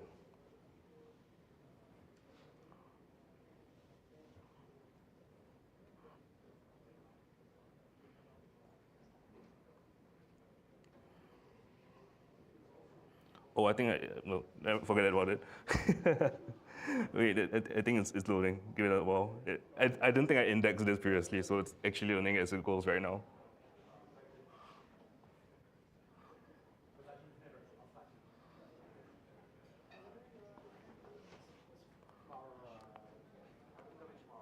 Right now, what you're seeing here is Jupyter's price. It retrieved it. Like right on the spot, it was basically indexing it and then retrieving the data. So once X402 is enabled, they can basically claim transaction costs per API call. Yeah, and that's how we're using X402 to give like fair compensation for agentic traffic. Yeah. Yeah, that's all it. Thank you. You know, I was chatting with these guys yesterday, and they said, we build a browser for an agent. And I was like, let me see it. And he was like, there's nothing to see. It's not for you. And I was like, oh, that makes a lot of sense, right? What did you think? First of all, tokens are the new money, and the fact that he's going to save me 10x my tokens, I love that because I am abusing my plan, and I'm sure Claude also would love that too because I won't burn through their new treasury. But yeah, so I think that this is something that's really interesting. I think being able to couple this with X402, right, and allow agents to pay for access to these APIs only on use instead of like a full subscription model, I think is really important, right? Like maybe you don't need to, pay for an entire month, right? You need to hit it once, you need to hit it twice over a month, right? And being able to kind of just in time pay for this access and coupled with, the new agentic flows and allowing like these agents to kind of benefit from other agents already indexing these APIs and being that new browser layer for these agents, I think is something that's really interesting, right? And we will see a lot more of everybody who's building here that is using agents, right? Whether they're building something for other agents, whether they're building their own company, they will be more and more integrated into systems like this in the future. Definitely, and I mean it's a much cleaner, more elegant way for agents to interact with the internet, right? I think we're seeing that the internet has obviously been built for humans in a lot of ways, and now it's being built for humans and machines. Awesome, guys. That wraps up category 1 of our demo day. That was Infra and Protocol. We're going to take about a 30-minute break here, and then we've got 2 more categories for you. Absolutely action-packed agenda. Appreciate you guys, being here in person. Appreciate you guys streaming in for those online, and we will see you in a moment, live from Mountain DAO. Live.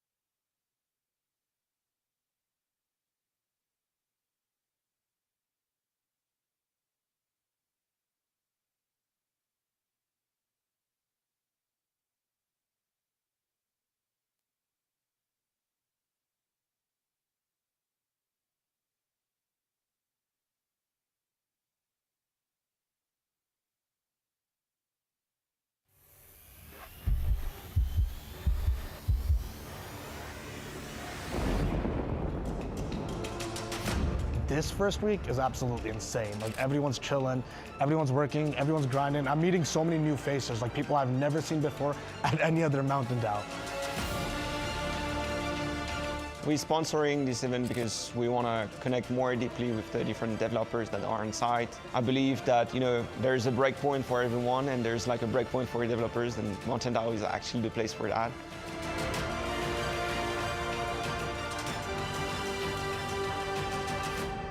We doubled the office. We have an extra 6,000 square feet. It's an extension of the office that we had last year, but it feels like a completely different office. This is the first year that the office looks like a proper dream office.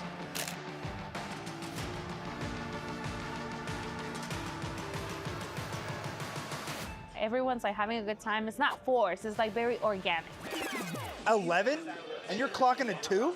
Barrett, there's been a technicality. Stop, dude. TJ didn't pay, he doesn't get it. Oh, he's lost, it doesn't matter. Whenever you got like an issue, there's always someone you can ask for feedback. Right, they're all entrepreneurs, all builder-minded people. And that's like the people I want to meet, and that's the people that are here right now. Tons of great people, phenomenal talent, a ton of development velocity, right? Even with where prices are, and the best mountains in the world.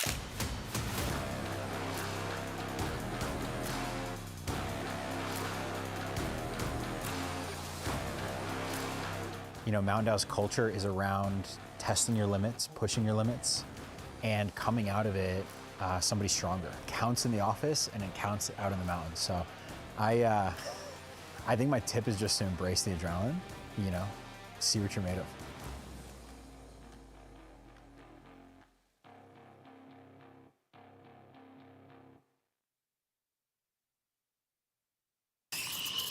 Can you make it quick? I'm late for a partner meeting with the founder. Shit, Alex is already here. Alex Hayes, Apex Protocol. New perps platform on Solana. You know him? He says they're still in beta, but open interest is up 40%. And there's no airdrop planned. It's all organic. New deposits. Only chart that's up in this market. And this is their current cap table, outstanding token warrants, and a rundown of their preference stack. This is everything. Almost.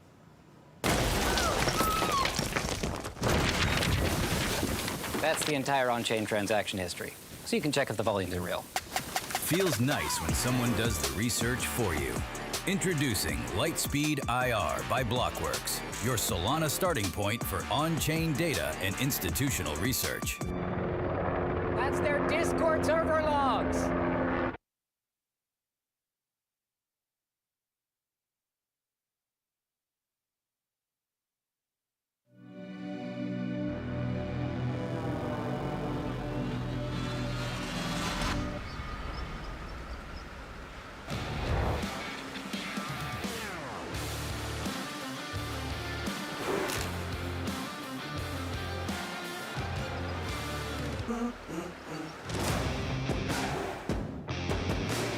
I'm here for my third week of Mountain DAO. No, sorry, second week of Mountain DAO. Oh boy, this is my third time now. It is my first edition in MTN DAO. We want to talk to builders that are building apps, products in the Solana ecosystem. You're just able to come here and just grind. It's just the best place to build. What brought me here was the motion that was amongst everybody that I knew in France. Being in a space where there's, 100, 150 other builders that are like-minded like you and just want to build cool shit. It's inspiring at the end of the day. Anytime that we've been here has been incredible for the startup, for the business. And also, we just had the best time ever, met some really great people, met a bunch of friends. I hosted, daily workshops, got to know everyone that's building a mobile app here pretty well, got to see a lot of their apps, give them feedback, haven't pitched ideas. And yeah, I think people here are really, really open to talking and discussing what they're building, which has been great.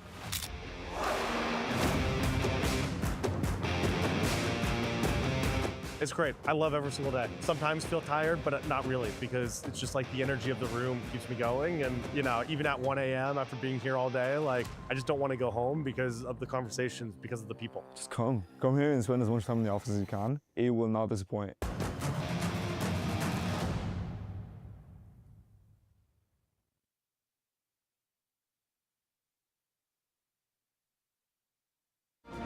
Every era of economic change creates a new center of gravity. For 2026, that center is Miami.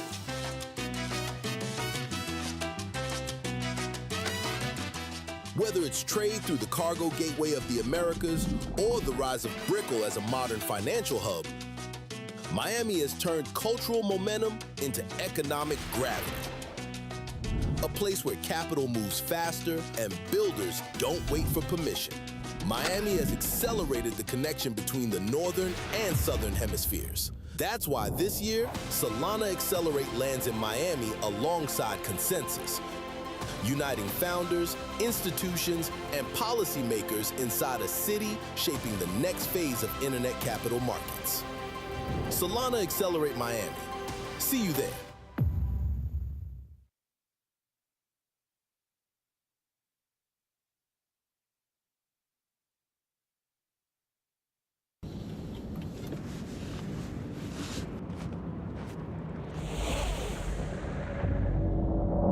We saw it as a great fit for Altitude to be part of the Solana ecosystem. We've been building in Solana since 2021.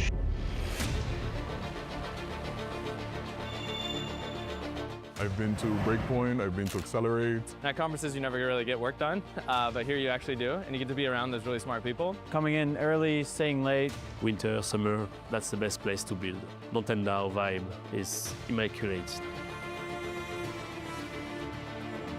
I started seeing the need for some software to be able to empower people to do things on chain. It was too difficult, so we started building and we started coming up with ideas, and here we are. If you're a CFO trying to operate a business and you have stablecoins, it should not feel like a drag. It should actually feel like it's optimizing your business, and that's why we built Altitude. doesn't make sense for me as Super Team Canada to be here for the full month. If I was like building a protocol, I would come like the full month. You just see the results. It's kind of like a cheat code to be here. People are really here to work, so it's nice to have a chat, but like people get stuff done too, which is I think very important.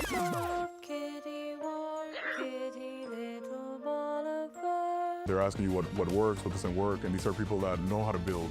So it's very key to be surrounded by them. It's really empowering.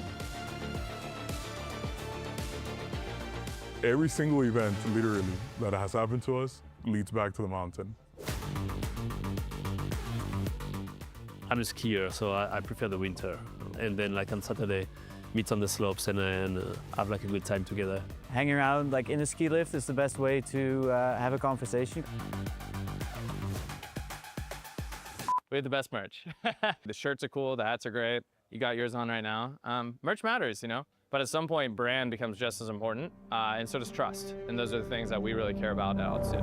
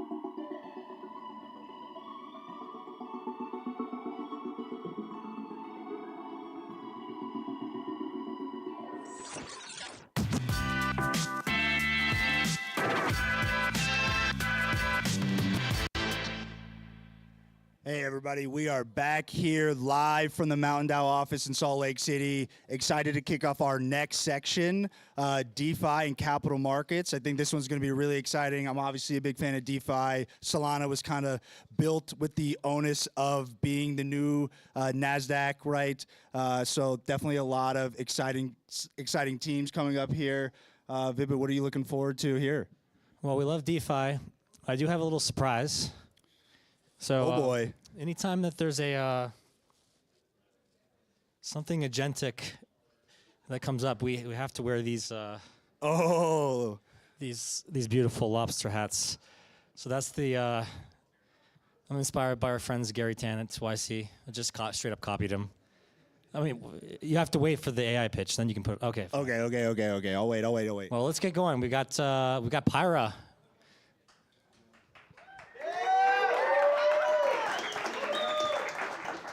Hey everyone, how's it going? I'm Diego, co-founder and CEO of Pyra. We let people invest their entire income, and then we give them credit for expenses so that they're able to build wealth with every single dollar that they earn. today, Gen Z can build wealth because the majority of their expenses, 80 to 90% of their income, is going towards expenses like stocks, groceries, insurance, rent, insurance, transportation. And then the small amount that they have left over is what they have to use for expenses. It's what they have to invest. So that small amount takes up to 40 years plus to build wealth. Unfortunately, Gen Z feels this, and 62% of Gen Z believes that they won't be able to ever own a home. 30 years ago, the average age of a home buyer used to be 30 years old, and today it's 40. Me and my co-founder feels this, and everyone around us feels this as well. So what we found is that across social media, people are feeling this as well. So we took a step back and asked ourselves, who are the people that don't face this problem? And that's billionaires. People like Elon Musk, Jeff Bezos, Mark Zuckerberg, they never face this problem. And it turns out it's because they use money completely differently. What they do is they buy and hold appreciating assets. They then borrow money against it, completely tax-free, and then they spend the borrowed money. This means that the portfolio keeps on growing for them long term, and it's called buy, borrow, die, and they've been using it for decades. So me and Irla asked ourselves, what if Gen Z could do this as well? So that's what we built with Pyra. It's an app, and I'd love to show you how it works. So essentially, you first deposit your paycheck. Then you receive it either via bank transfer or via stablecoins, invest into your portfolio, and then when you have a payment, what you do is, for example, for this cup of coffee, you simply tap your card to pay. And what happens in the background is that a loan is pulled against your portfolio so that your assets never get sold. And that means that you can continue growing your portfolio. And when you receive your next paycheck, you simply just repeat the process. So investing your whole paycheck into assets may seem super risky. And we assure you that when we say that, we don't mean just YOLO everything into volatile assets. So some months, it could mean going into growth assets. Other months, it could be going for a loan repayment. Others, it might mean de-risking your portfolio. Others, it might be buying portfolio insurance. So these are the guardrails that we're building around Pyra so that this is actually scalable and can be used for Gen Z. So today, finance fits on a spectrum. There's one side, which is the extremely safe side, which is Revolut, Chime, Wealthfront, these apps that take 40 years plus to build wealth. And then there's the other side, which is the extremely risky side. People that want to take your income, get you to gamble it, and then essentially extract your paycheck as much as they can. And then there's this huge middle section of risk that no one's building for, where we believe that Gen Z are willing to take on risk if they have the structured guardrails around it. And that's where we're building Pyra for, and no one else is joining us.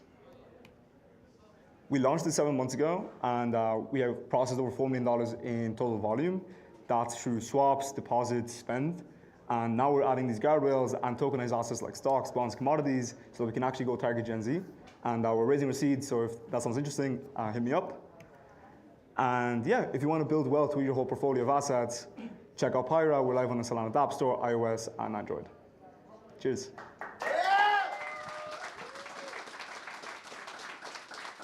All right. I am personally a big fan of Pyra. I use it every day, right? My entire net worth effectively lives in a Pyra account. So are you the 4 million? No, God, no. Okay. I wish, but no, unfortunately I'm not.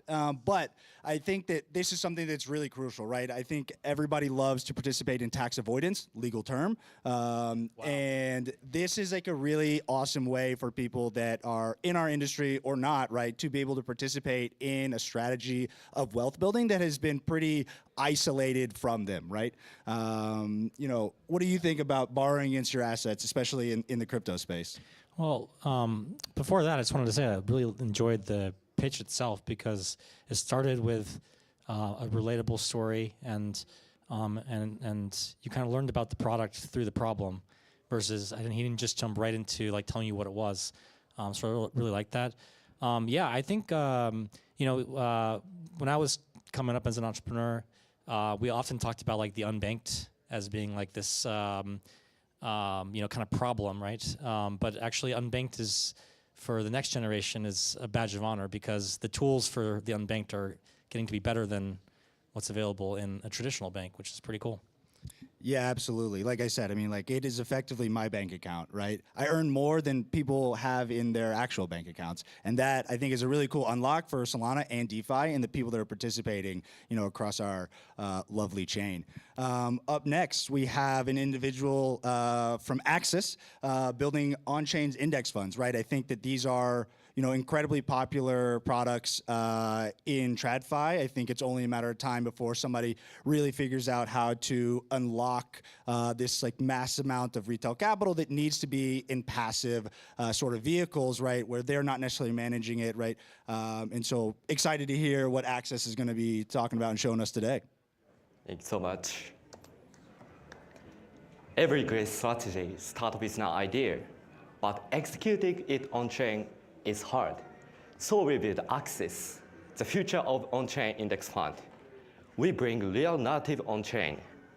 You can launch crypto, stock, and prediction ETFs. What you're seeing right now, it's not a dating app. We build a Tinder-style UI. Anyone can create an ETF in seconds, just by swiping. Your idea, your ETF. Today, I will show you how we turn the biggest throw in DeFi into massive yield. Hi everyone, we are Axis. We are building on-chain index fund. Why an index? Because picking just one token is not a strategy anymore. Wallets are becoming brokerage and the default product will be an index. People say on-chain ETFs are the next big thing. So why have they all failed so far? There are two reasons. First, traditional AMMs breed 5 to 10% annually. They are optimized for trading, but fitter for holding. Second, nobody wants a boring 5% APY in crypto. Users want volatility and narratives. So how do we fix this hidden tax? Axis solved this with the PFDA, our fee discount auction. We realized we cannot kill arbitrage, so we sell the exclusive right to do it. Both bid in an auction to win the right. And here is the paradigm shift. 100% of the winning bid is captured to fill our ecosystem. We don't just plug the hole in the bucket. We turn loss into yield. In short, here's the punch. We don't buy liquidity. We extracted it from bots.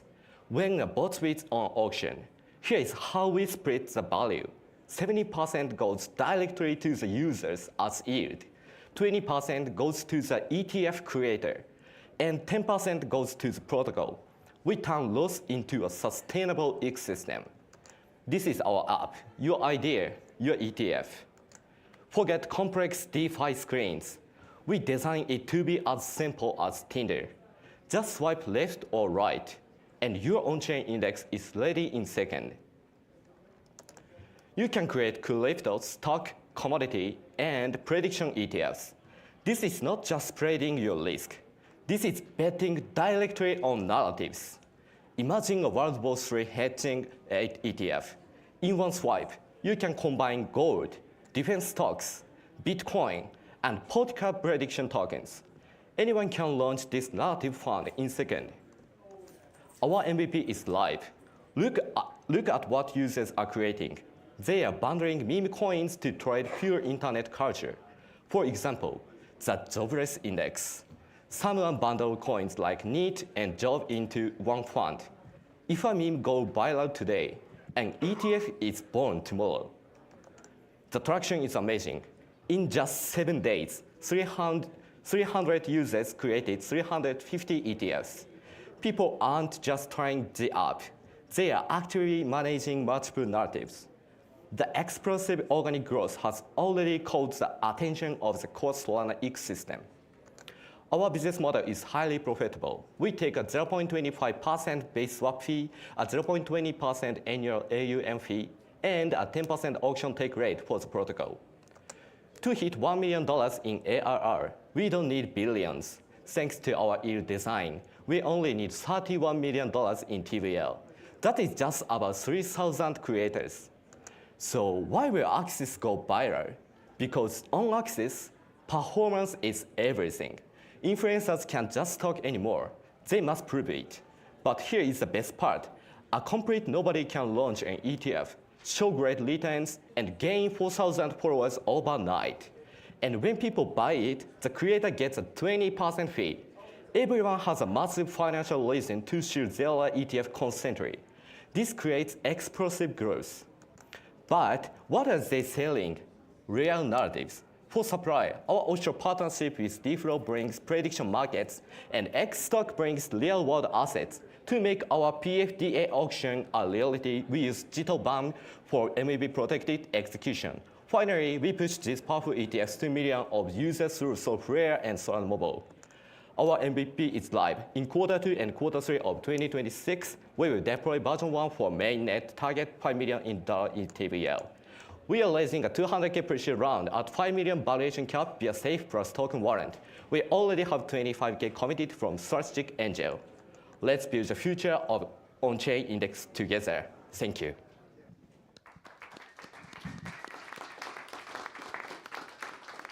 Wow, pretty cool. Pretty cool. We're now in the .pizza domain somehow. AXS.pizza, incredible. This industry is really hard to explain to your friends that you work in crypto, because I can tell you that we just saw a pitch for Tinder for tokenized on-chain ETFs, and you would understand what I meant, but I don't think my wife would. Yeah, I think that these are definitely interesting products. I think that we, as an ecosystem, are always going to be pushing to get more and more people involved. And a lot of it's just education, right? But yeah, I think that some of these, they're obviously targeting long tail assets, which I think is pretty exciting. I think a lot of people are playing around with it in this space. So definitely keen to see how this grows. I mean, as somebody back in 2022, I launched the Solana P 500, which was an index fund based off of futures of tokens on Solana. So definitely excited to kind of see index fund tokens come back to the ecosystem, because I do think that this will be a really interesting way to kind of gain traction from your traditional style TradFi participants, right? What would be in your, what's the top 3 tokens in your ETF? No, let's move on. I'm just kidding. No, go for it. Go for it. Shameless plug. Ranger, 1. Okay. 2, Solana. And 3, I would probably say, Careful. Yeah, this is a tough one. I don't want to hurt anybody's feelings now. I would probably say, just say Bitcoin and nah. Let's take a stance here. Meta. All right, there you go. Cool. Next up, we have Obsidian. Yo. All right. Can y'all hear me good? Can everybody hear me? All right, bet. Cool. What's good, everybody? My name is Rio. I am here. I am the founder of Black Web, and I am here to present to you Obsidian. So what Obsidian allows you to do is purchase gold for literally $30 from your phone. So the gold that we are using is called goldbacks, which are 24 karat gold in the form of spendable currency. So you can spend these at gas stations, Walmart, if you will, and stuff like that. So what if you can own real physical gold from your phone for just $30? Well, with our protocol, it literally allows you to do so. So today's gold is broken, high minimums, 14-day settlements or long settlements, and then opaque trust me audits. So our token is backed 1-to-1 to the physical gold back. So there's not a pool, it's true ownership. No promises, you own a specific serialized item stored in the vault. So with our zero knowledge proof system, it allows daily audits from taking 12 months to every day. So audits daily. So daily cryptographic verification that your specific item is still in the vault. And then the best part about this is that you can redeem that token anytime because it is backed 1-to-1. So gold without the friction, you can start at $30. No, so it's pretty very minimum barrier to entry, and then no high minimums. So it's instant settlement, so immediate ownership, and you don't have to wait 14 days for that. And then I think one of the best parts about this is that you can literally earn yield on a stable asset like gold, up to 3.5%. And then again, another cool feature is that you're able to redeem that. That token 1-for-1 to the physical asset that is represented the physical asset that is represented on chain. Sorry.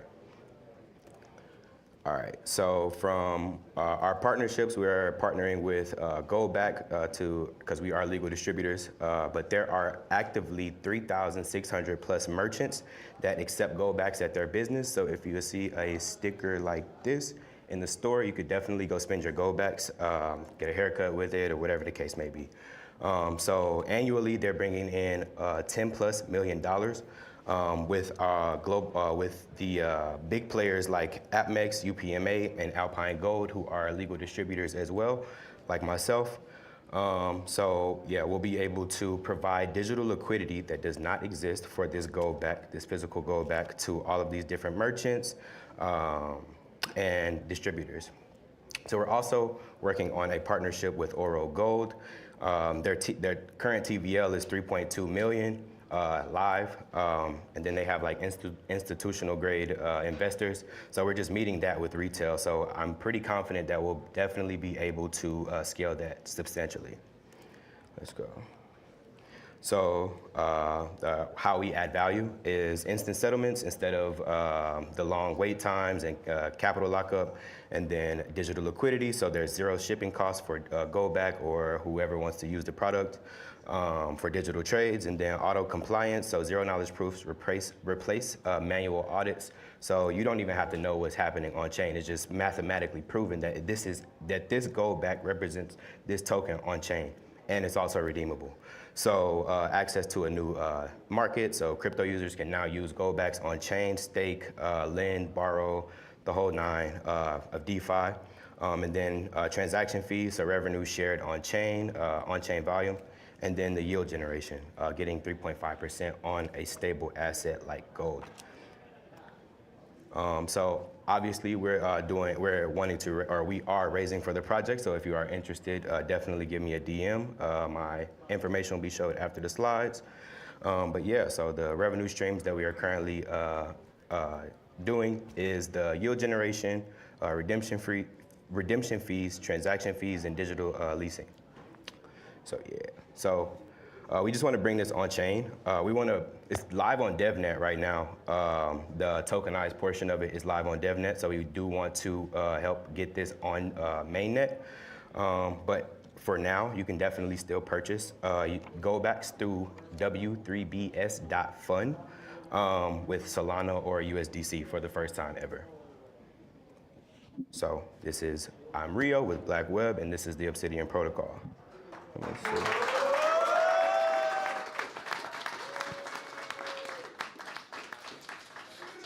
No, I think this one's pretty interesting to me. I think, as people look for new assets to hold on chain, RWAs have become a really popular thing here in Solana. I think this one's particularly interesting because it is also considered legal tender in a couple of states. One of them being here in Utah, actually.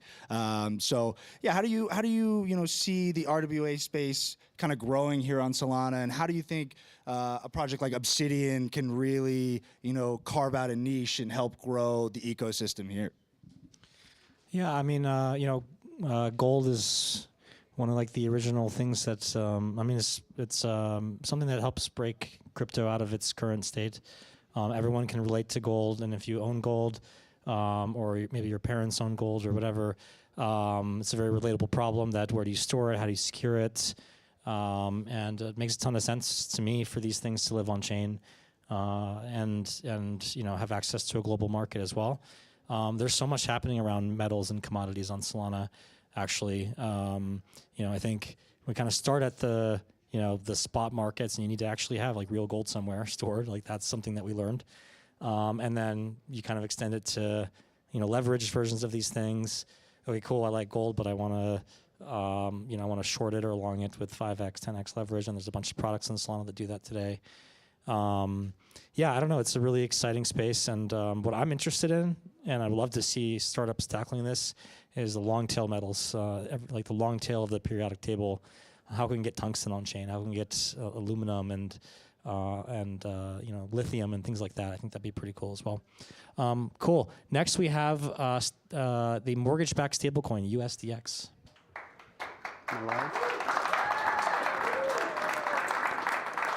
Hello, friends. How are you? Am I live? We're good? Great. I'm Winston. I'm the founder of Stable. I'm here to talk about a few really simple concepts, and I want to start at, we're the most simple product that will probably be presented here today. You put in dollars, we swap those for mortgages. That's all it is. We're going to walk through a few different examples of what that looks like and how it benefits you. But just remember, you swap in dollars, mortgages on the back end. The mortgage market is inefficient. It's really old. It's been around for as long as we've been alive, as long as anybody's been alive. The last update was about 45 years ago. There was a conversion to a new thing maybe in 2019. Most of you never knew about it. Data's inefficient, it's stale, it takes 45 days, it takes 60 days to get these processes. There's actually delays built into the system. So when you make a payment, the investor doesn't see it for 60 plus days. We're presenting a solution to that. It's called USDX. USDX enables anybody to provide liquidity to this market. Traditionally, to provide liquidity to this market, you would need hundreds of millions of dollars, if not more. With us, you need 25 cents. It can go anywhere in the world. It earns mortgage yield. It's also protected from downside. So here's the process, how it works. Loans are originated. We don't originate loans. We will never write a loan. We don't want to be responsible for defining what a good loan is. That's not our job. Our job is to make the market efficient. We review it. We do that with a variety of different AI tools. Bringing the data on chain accelerates the process extremely fast. Right now it's in a system called MERS. We don't have to get into that. It's slow, it's inefficient. 20 different people have to sign up on updates. As you guys know, blockchain makes that so it's one person. We then tokenize it. So the mortgage is brought on chain. We're issuing USDX against it, against the value of that loan. Then you have this loan backing the USDX itself. That is then swapped into, thanks to how the US system is structured. And this is a US product. This is built for America. We'd have to adjust it significantly for other countries. But how the US system is structured, we can then swap that into securities, which are more or less guaranteed by the government. Our go-to-market that will be rolling out over the next month or two is a yield loop. You may have seen other people present similar opportunities where you're essentially going into this, you're earning this higher yield. You're then borrowing against it, looping it over and over and over. What I'd say makes us slightly different is if you look at the risk structure of what the other people are offering, I wouldn't put my money there. So that's maybe something to think about, but we're not here to talk about other companies. We're essentially using the highest credit possible, borrowing against that, looping that. Where Stable grows, we're currently exploring USDX vaults, B2B integrations, LP and exchange infra, and institutional rails. What I mean by that is we have to integrate with a variety of partners. That'll take several years on some fronts. It'll be very quick on other fronts. On the mortgage loan originator side, we're already in discussions with bank distribution partners and various national mortgage brokers that are in the top 25, both on the qualified and the non-qualified mortgage side. Qualified just means the government will cover it. Non-qualified means somebody had to bend the rules a little bit. They're going to sell it to a hedge fund. Very simple stuff. And so we're in discussions on integrating those businesses entirely to our system so that from the time the loan is originated, it would be on chain. You can then provide and source liquidity with USDX instantly against it. And on the securities front, that's going to be a much longer conversation. That could be 1 year, 2 years, who knows. We have spoken with regulators and guideline setters in that industry. We're good to go. Now we have to go get all of the clients to agree. There's 100 different counterparties when it comes to a mortgage transaction. They're coming on chain. They're coming on chain really quickly. And for them, that means 5 years. So it's going to be a very fast 5 years, and I look forward to being there with all of you guys. Progress to date, we have about 15 million in mortgage commitments ready to deploy. We're sourcing liquidity for that. We're in a few different discussions on that. Smart contracts are deployed. Like I said, the B2B distribution partners for both the banking and the mortgage side are in progress. And this is another thing I want to talk about right here, and I want to take a time to pause on this. It's something new we're introducing. It's called a home equity account. And essentially, your home has two sides of it, debt and equity. We think that they should function together in unison for your benefit. There's currently about $35 trillion sitting there in home equity just in the United States. That's completely untapped. It's earning zero. We'd like to see it act like money in a money market account, earning just 2 to 3% yield, maybe less. At 2 to 3% yield, you're paying off your 30-year mortgage in just 20 years. The compounding is really, past year 10, it's phenomenal. If anybody wants to talk about it after, many spreadsheets for you. Leadership, mostly me right now. We have advisors at various banks and other securities issuers. My background's in real estate. This is my second startup, raised about $2 million for the last one. We're going for the yield loop. So yield loop, raising money, liquidity. That's not as important as this.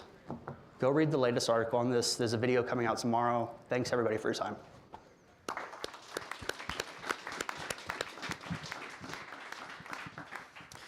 Well, you know, Mountain DAO, not just for the hoodies, but also for the suits. We have, we have a real banker in the house. I knew he was in real estate even before he presented. No, I mean, it's pretty cool. I don't know if you've ever been through the mortgage process personally. I mean, humble brag, I guess, but I have not. I have a measly apartment. Yeah, well, let's fix that. But like, it is a gnarly process, and like going through that once, you just see the inefficiency of the traditional paper-based systems. I think anyone innovating in this space, I mean, there should be more people. It's like such a, like you said, there's a huge amount of capital and equity there, and pretty much like untapped by crypto. What do you think? Yeah, I definitely think that this is something that will proliferate as we push farther into like real world assets, right? There's almost nothing more real world than your home. And so seeing the ability to, you know, pay down my mortgage, you know, 10 years faster than it would be normally, I think that that's something that's really exciting for people to be able to participate in. I think individuals looking for yield-bearing stable coins, right, effectively so much of the United States mortgages are backed by the government, right? So there's a lot of like baked in benefit there that can help you earn stable yield on your stablecoin position, right? And then being able to utilize that throughout like the DeFi ecosystem in a permissionless way, I think it is a no-brainer, and we will start to see, you know, this space sector really ramp up in the amount of capital that is allocated to it. And yeah, so going from, you know, mortgage-backed securities to very consumer perps app right here with Rect. I love the opening line, bet small and win big. And I'll let the Rect team talk about what they're building. Awesome. Thank you, Barrett, for the intro. It's great to meet you guys. Thank you all for coming out or watching from abroad. My name is Liam, and today I'm really excited to show to you guys Rect. We're trying to make it easy to, as Barrett said, bet small and win big. Now, before we dive in, I really kind of want to talk about like why we got here. At the end of the day, the world is betting. The world is betting on everything, and this is shown by the data alone. We've seen a 20x increase in both perpetuals as well as prediction market bets. And even my parents, who are super conservative investors, are even finding their ways onto prediction markets. And so we're trying to make it easy for consumers to just consume these markets in more ways. Because at the end of the day, there's this problem where you've got billions of bets happening every single day, but trading apps still feel like spreadsheets. They've got all this complicated jargon, all this like data that they're trying to fit into a fancy trading terminal, and it's very overwhelming to the average consumer. And so with Rect, we're really trying to simplify all of that and just make trading fun at the end of the day. And we kind of started asking ourselves, you know, when we started building this, is like, okay, well, what if we could make trading feel as simple as playing a game? On one hand, you've got traditional apps that have this jargon, like I mentioned, of do you want to trade long or short? How much collateral are you trying to deposit? How much leverage are you trying to, you know, use? And at Rect, we just try to keep it simple of, is the price going to go up or down? How much are you willing to bet? And what's your conviction level in that bet? And so we built Rect as a really simple, intuitive app that just makes it easy to be able to place these bets. Simple interface that actually reacts to the inputs that you give it. So as you increase your buying power, or that with even $10 on the line, you can trade as if you've got $1,000 worth of capital. And as a result, when you place these trades, you actually feel the emotion of the trade in the graph. You can see the price changing every single second as the graph is moving by even just fractions of a penny. And so as a user, instead of having to wait months or years to get meaningful returns, you can actually get those meaningful returns in a matter of seconds and minutes. And that's really what we're trying to unlock for consumers. But we want to take it a step further, and we want to create more of a diverse landscape of mini games. Mini games that make it easy so that it feels like you're actually playing a game rather than having to trade the market. And in our first mini game, we just make it really easy to be able to bet, is the next 60-second candle going to be red or green? It's a simple binary yes or no decision, and it's all up to you. And we have created this interface in a way where, again, you're being able to play with these levers rather than having to worry about how much money you're putting on the line. You just kind of move those levers up and down depending on how much your conviction you have in that bet. And the best part is every 60 seconds, you've got a new game to play, a new market to play, a new opportunity to win. And this is just kind of the start of our mini games. Our goal is to be able to roll out new mini games every 2 to 3 weeks, just to continuously keep that gameplay fresh and exciting for you as a user. But we all know that games are much more fun when you're playing them with others.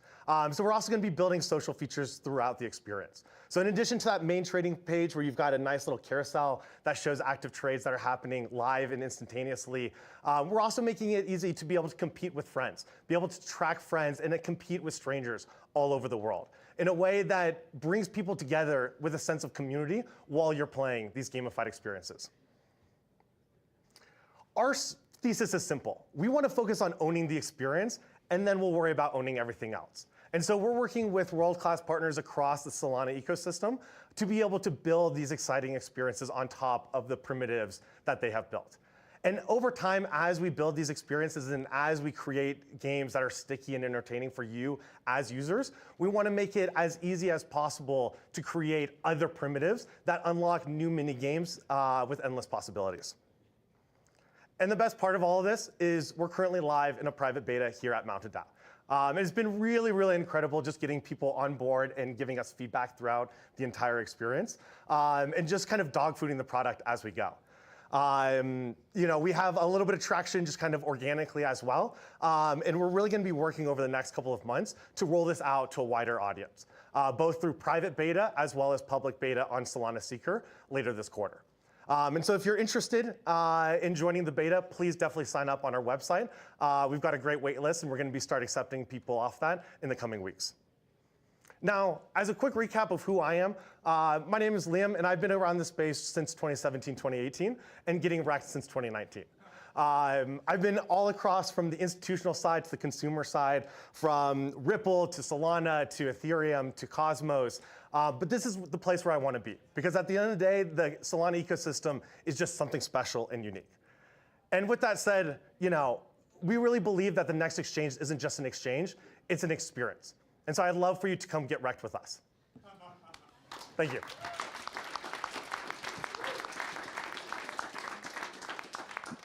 Nice.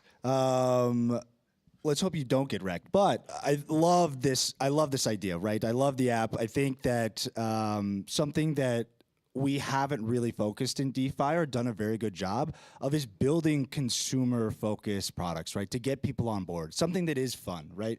I think he nailed it, right? As somebody who's built a trading terminal, it is not the most easy thing to come and onboard into a lot of data and a lot of information that's just hitting you in the face. And so being able to turn it into these fun experiences that can get people interested in and being like, hey, like they start to learn, right? And it just slowly trickles to more and more involvement in, DeFi at large, right? And I think that that's a really crucial piece. And I'm really excited to see, these kind of more mobile focused, especially as, finance goes more mobile, kind of come out on the Solana ecosystem and, here at MTNDAO as well, right?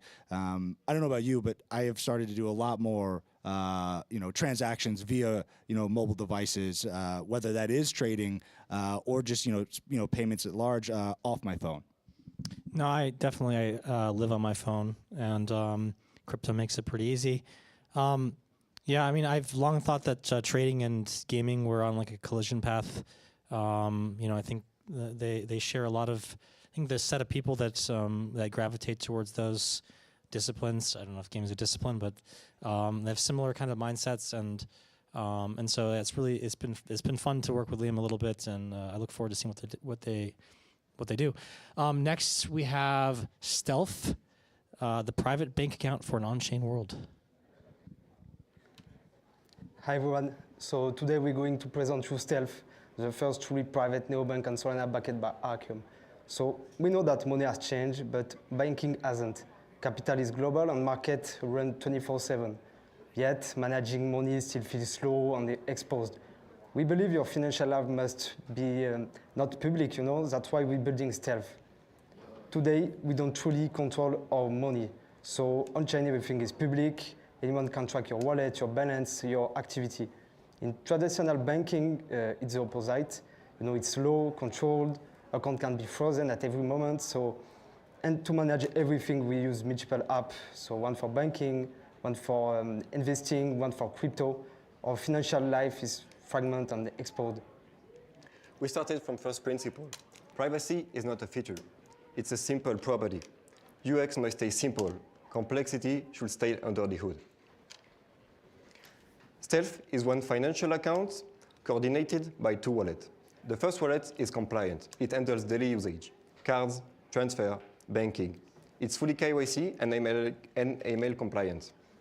The second wallet is private. It's used for investing, capital allocation, activity, hidden via Archium. Transfer between both are end-to-end encrypted. No one can link identity to on-chain investment. For user, it feels simple. But for us, it's a new... Our roadmap is simple and structured in 4 phases. In Q1, we launched a closed beta to onboard early users from our waitlist. Our goal was to build trust and validate usage. In Q2, we're going to scale privacy and introduce yield. Our goal is to test our infrastructure and to grow our user base. In Q3, we're going to expand to crypto native. The goal is to make Stealth the primary account for digital capital. In Q4, we're going to move beyond crypto native user. The goal is to simplify everything and to scale globally. I am Emile, and with me, I have Thomas and Luis. We are all from 42 School. We started Stealth during the Solana Colosseum Cypherpunk Hackathon, and since then, we never stopped to build. We focus on 3 things: UX, privacy, and financial rails. Thomas works on low-level privacy systems, Rui brings full stacks and economics background, and I'm a Rust engineer. We are building Stealth because we believe modern finance should be usable and private by default. Today, money is global and digital. We are building the financial interface for modern money, where compliance and privacy coexist, where users don't choose between control and convenience. And we are building it on Solana, of course. I'm excited to show you the new version of the app for the very first time publicly. So yeah, very happy to show you our application today. What you can see now, it's just a basic authentication, but it's handled by turnkey. So no seed phrase, just a passkey, so it stays secure and recoverable. For the cash wallet, this is a public wallet, so it's for your everyday banking. Accounts, send and receive funds, track your balance in real time, and stay fully compliant and KYC verified. Everything we would expect from a modern neobank, but it's on chain. So now we go to the private one. On this device, we're using the secure wallet, but on any other device, this will be a standard code wallet, completely disconnected from your identity. Now you can see like a move transaction. So it's an example of a transfer between the 2 wallets, and that's going to be through Umbra. So there are no on-chain link between sender and recipient, and sensitive data like transaction amount are hidden on fees, are hidden on-chain. So it's complex separation between your public and the private financial life.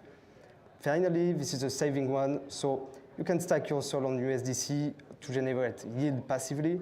With Archium, your balance stays encrypted. On-chain, no one can read how much you deposit on the vault total. Only a cryptographic proof remains. So private yield verified without having being revealed. So on Stealth, your experience is going to be private from the beginning to the end. So yeah, be ready to be to the real encrypted capital market. Thank you so much. Thank you.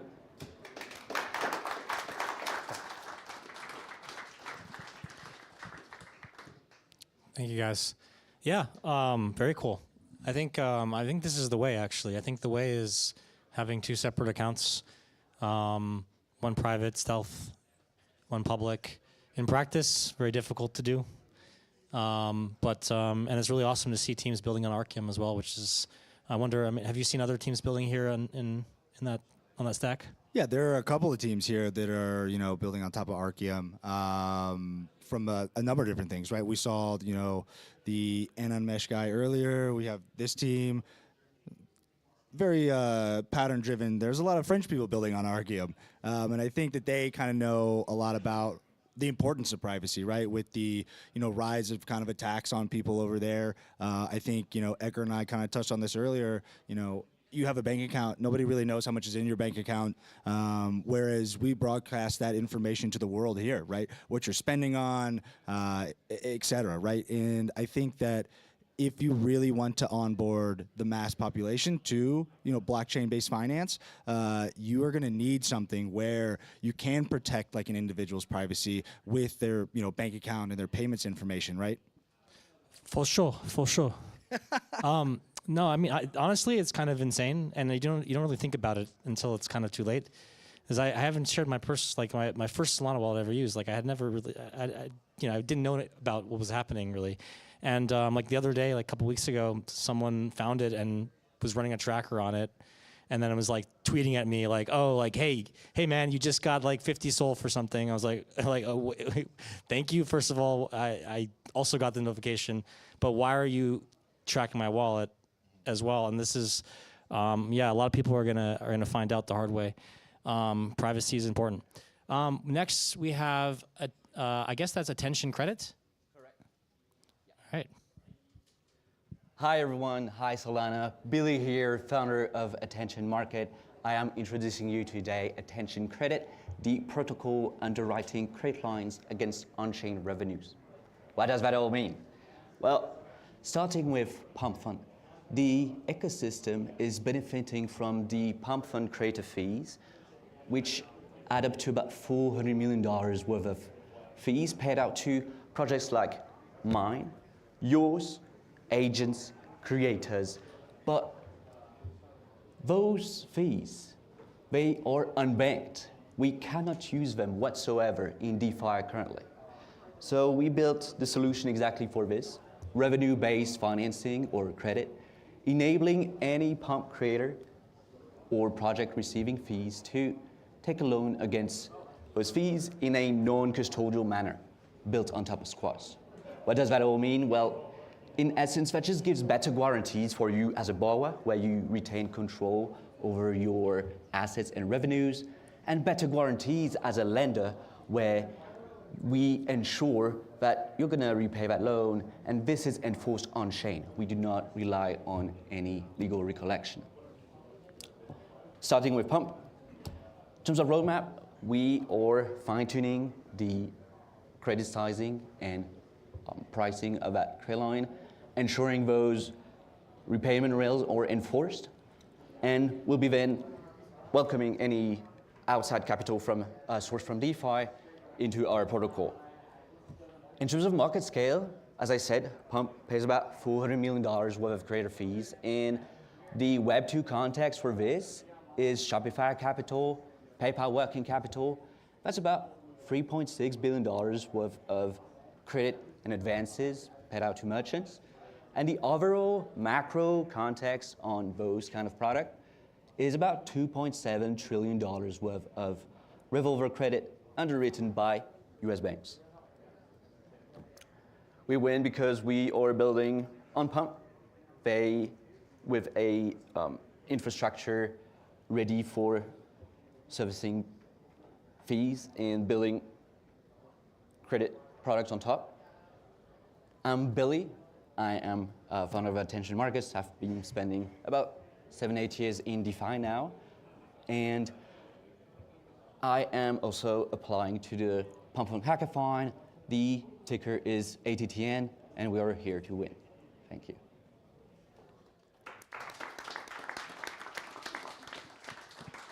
Yeah, so Attention Markets, I don't know how many people are familiar with Pipe from like traditional markets, right? They pioneered or were the big success of building credit lines based off of companies' revenues, right? I think that this was a massive unlock for a lot of small businesses. It is a huge market, and so definitely very excited to see this kind of come on chain, its ability to surface DeFi native teams, also kind of bringing your more traditional companies into financing options using DeFi here on Solana, right? And I think that that's only going to grow. I think those like applications outside of crypto and building that infrastructure for that tokenized like credit line around revenue is something that is a tried and true practice from traditional markets. So very keen to see how attention grows here on Solana.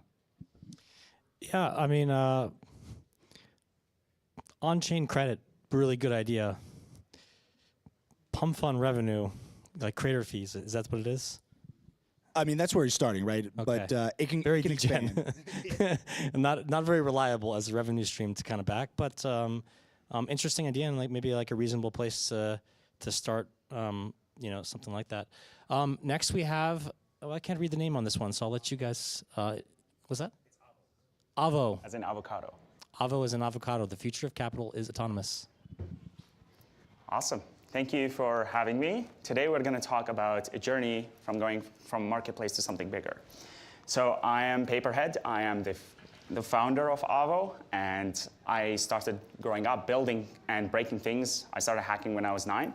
And today I'm going to share with you a journey that I've went building Avo, which is a marketplace for AI trading agents, indexes, as well as managed funds. We made it super easy for anybody to build on-chain portfolios, and today we're going to explore that. We're building something incredible when it comes to agentic and autonomous capital allocation, which is the next Robinhood. So far, capital allocation in crypto has been rather broken. It has Ponzonomics, a lot of FOMO, very much non-data-driven decisions. We can use agents as well as autonomous capital allocation, which is what we are building, in order for us to do data-driven allocation as well as remove the human emotion out of the process. I would like to share with you the demo of what Avo currently is.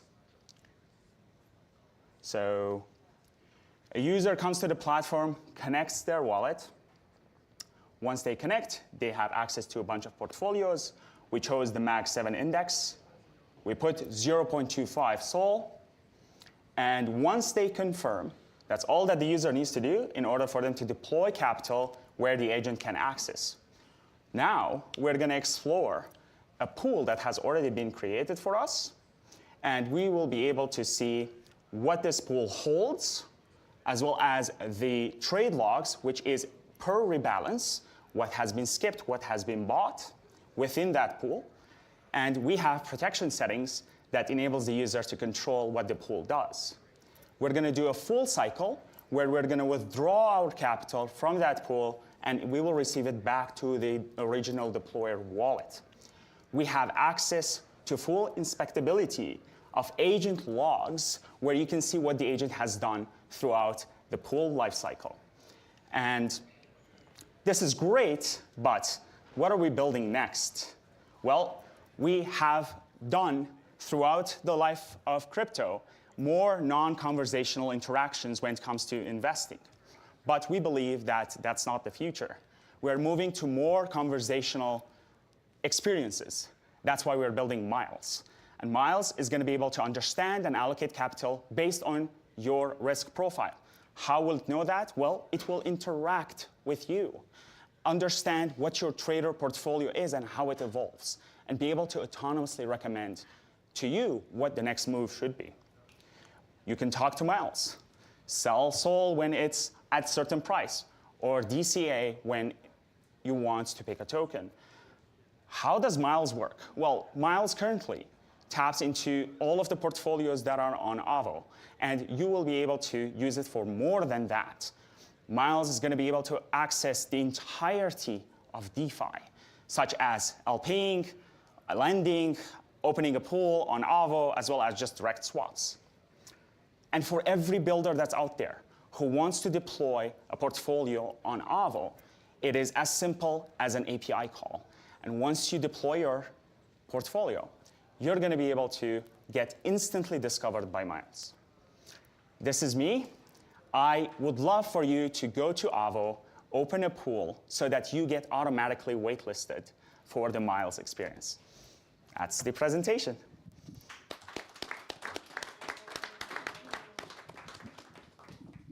Nice. Agents mentioned, so we've got the lobster gear out. One of my honestly, like one of my most strongly held beliefs is that we're going to see like a Phantom or like a Coinbase or maybe like a JP Morgan Chase of AI-based trading. Like I think, there's no reason why we're not going to be using our LLMs or using things like Miles or Avo to execute our trading strategies. I think it's really early days, but there's like so much to be built here. Yeah, absolutely. I mean, I think that agentic finance will be a huge market, right? I think the concept of algorithmic money management has been around for a long time, right? I don't know if you ever used one of like the early robo-advisors, right? But this is effectively the new era of what robo-advisors wish they could have been, right? And the ability for them to have that instantaneous settlement and create a bunch of custom strategies, yield optimization, algorithmic trading, et cetera, right, that they don't get to have access to in traditional markets, I think is a massive unlock for this particular sector of like agentic managed financial pools, right? And so definitely super excited. And I know this guy is committed because in the first week that he was here at MTNDAO, I told him about the demo day, and he said, that's fine. I call my wife. I tell her I'm going to miss the anniversary. I'm going to be here all day, all night for the next month. So this guy is very dedicated to what he's building, and super excited to see how Avo and Miles kind of take off in the future. Happy anniversary. All right, next we've got Paystream. Of the live. Are you ready? Yeah, I'm ready. All right, let's go. Hey everyone, my name is Hashish. I'm the founder and CEO of Paystream Labs. Paystream is a suite of DeFi tools which helps users maximize yield on every single dollar. Right now in crypto, if we are being honest, there are only two ways to make money. The first one is speculation of tokens, which requires constant attention, and you typically see your funds go to zero. The other one is far much more secure. I call like these passive strategies, which is safe typically, but the returns are very minimal unless you got millions of dollars. There's a third way to make money, which is only available to sophisticated market makers, and that is what Paystream is building. We are building what market makers build, and then we are opening it up, which basically involves all the pro-gate strategies, which you know about arbitrage, hedging, doesn't include any sort of speculation. The upside is almost uncapped, and your downside is protected by Paystream. You don't need to maintain any sort of infrastructure to run this sort of strategies. If you go on app.paystream.finance right now, these are three sort of strategies which you will see: perpetual to perpetual arbitrage, spot per neutral, and liquidity provision terminal. I like to call these strategies profit machines because they print really good money. And all of these strategies have one thing in common, which I call auto-close mechanism, which is mainly responsible for closing the user position before it becomes unprofitable. So here's a small demo of how, if you go on right now on funding and farming screener, what you will see. So as you can see right now, we have three different pub dexes integrated: Drift, Pacifica, and Hyperliquid. So for right now, as Solana is my favorite asset, so I will just see what sort of strategies, what sort of rates are we getting on Solana. You can clearly see in this sort of timestamp, we were getting around 0.0031% of funding rate, which was, if you convert your yield, 27.5% APY, depending on time frame of 1 day.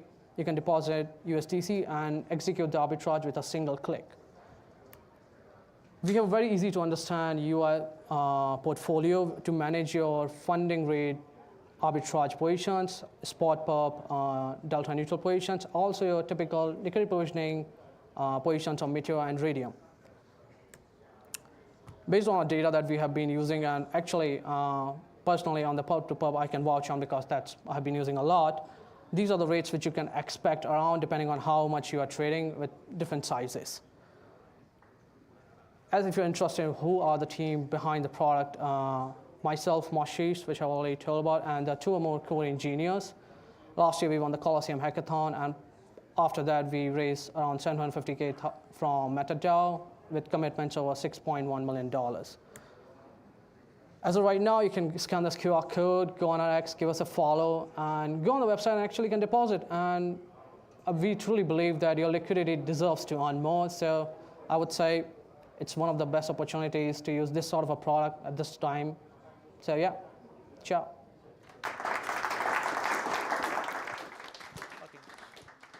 All right, there's nothing better than earning additional yield on idle capital, right? I think that this is something that I obviously love. I'm big in perps, so enabling more people to utilize these applications that are, kind of democratizing access to certain types of strategies that have kind of eluded them for one reason or the other, whether they, are non-technical or, they just never wanted to, right? But they're like, maybe if somebody did it for me, they would start to participate, right? And I think that these types of little things are really crucial and can be built upon through like the broader DeFi ecosystem, right?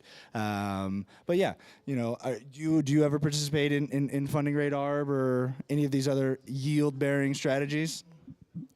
No, but that's not because I shouldn't. I don't know how to do it. So he said you can do it in one click. I know how to click buttons, so maybe I should try it out. Yeah. Awesome. All right. Next we have DFM. Hey everyone. I'm Agustin, co-founder and CEO of DFM. Over the last years, we have seen that something huge is happening in finance. Capital is finally moving on-chain, fast and at scale. Solana is building the internal capital markets layer, but fund management infrastructure hasn't kept up. It's still old, slow, and built for an era of managers, spreadsheets, and closed systems. Institutions have proven demand with the first generation of tokenized funds, but those still mirror legacy finance. DFM is the fund management operating system. It acts as market aggregator, connecting spot, perps, and credit into a single layer.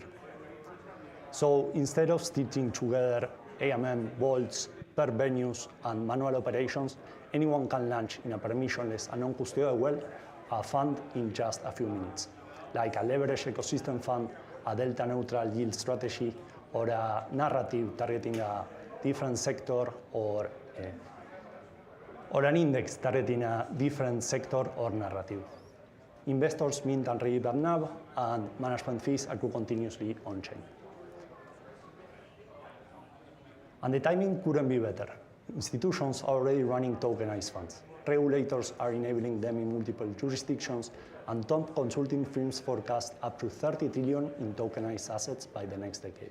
So this isn't a future bet, it's already happening.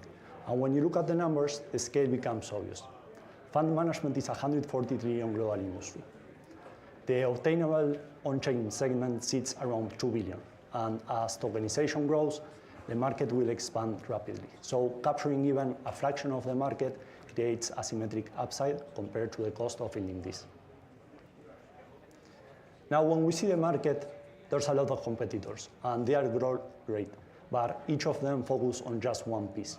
Anon is offering non-custodial, permissionless infrastructure for the full fund lifecycle. DFM is the full stack, everything under one framework. All markets, full composability, full adaptability. Our business model is straightforward. We earn from management fees, from deposit and redeem fees, and for fund creation fees. All of these grows naturally with assets under management, volume, and the amount of funds launched. It's infrastructure that compounds. We are now in Closed Alpha. We have over 300 signups in our waitlist, and we're testing some pilot DTFs with strategic partners, including KOLs, DAO operators, and fund managers. We're going to scale DFM in 3 clear phases. Phase 1 is where we are at, permissionless DTFs, targeting DeFi users, DAOs, launchpads, and different communities. Phase 2, permissionless DTFs, opening the doors also to KYB and KYCs, so we can target regulated issuers and verified investors. And finally, phase 3, institutions offering them structured products like CDOs. And thanks to our team is that we know we can execute this at top level. Francisco, MBA in London Business School, and Columbia, currently VP at Oaktree, one boutique asset management firm with over 200 billion assets under management. Diego worked with legacy brands like Mercedes-Benz, Sorolla, AstraZeneca, and more. And I'm Agustin, former COO at Certify, one of the OG launchpads where I launched more than 70 Web3 projects and raised more than 20 million in ICOs. We have the perfect mix of crypto and institutional finance. We are now raising our pre-seed round 715K at 5 million pre-money valuation to have a 18-month runaway, complete our audit and legal framework, integrate and expand markets to perp and credit, and also go to market and bring DFM to open beta. If you would like to connect, you can reach out directly on X or send us an email. So thanks, everyone.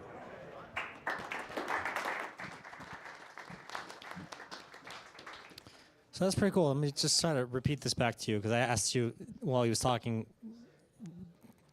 give it to me in plain English. Basically, you have someone who creates the vault, a fund manager, financial advisor, maybe an influencer, and then that vault, the assets in that vault are managed, and so you kind of get the return of whatever person or institution you're betting on. Is that right? Yeah, that's correct, right? Like you can think of it as a tokenized hedge fund, right?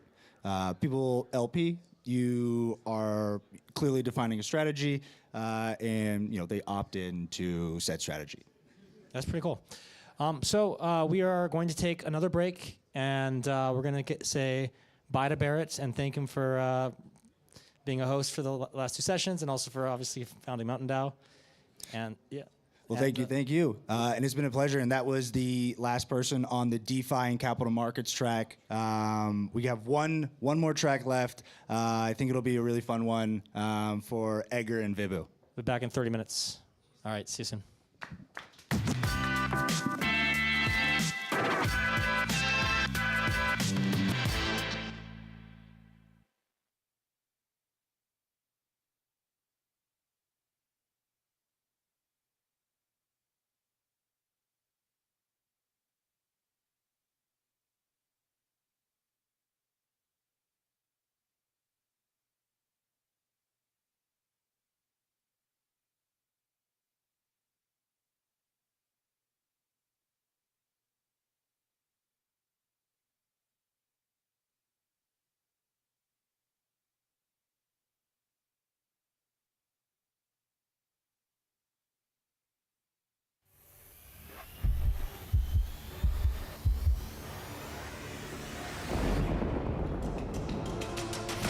This first week is absolutely insane. Like everyone's chilling, everyone's working, everyone's grinding. I'm meeting so many new faces, like people I've never seen before at any other Mountain DAO. We're sponsoring this event because we want to connect more deeply with the different developers that are on site. I believe that there's a breakpoint for everyone, and there's like a breakpoint for developers, and Mountain DAO is actually the place for that.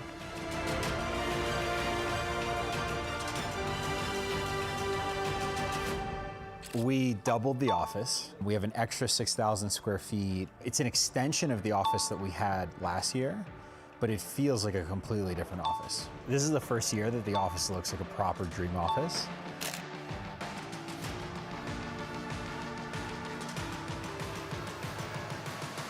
Everyone's like having a good time. It's not forced, it's like very organic. 11? And you're clocking at 2? Barrett, there's been a technicality. Stop, dude. TJ didn't pay, he doesn't get it. Oh, he's lost, it doesn't matter. Whenever you got like an issue, there's always someone you can ask for feedback. Right, they're all entrepreneurs, all builder-minded people. And that's like the people I want to meet, and that's the people that are here right now. Tons of great people, phenomenal talent. a ton of development velocity, right? Even with where prices are, and the best mountains in the world.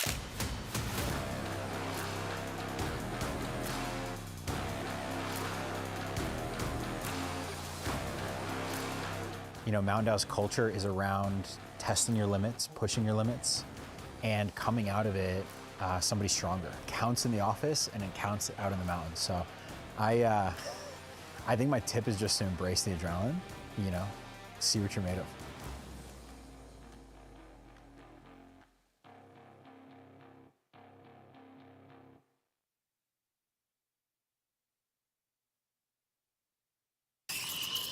Can you make it quick? I'm late for a partner meeting with the founder. Shit, Alex is already here. Alex Hayes? Apex Protocol. New perps platform on Solana. You know him? He says they're still in beta, but open interest is up 40%. And there's no airdrop planned. It's all organic. New deposits. Only chart that's up in this market. And this is their current cap table, outstanding token warrants, and a rundown of their preference stack. This is everything. Almost.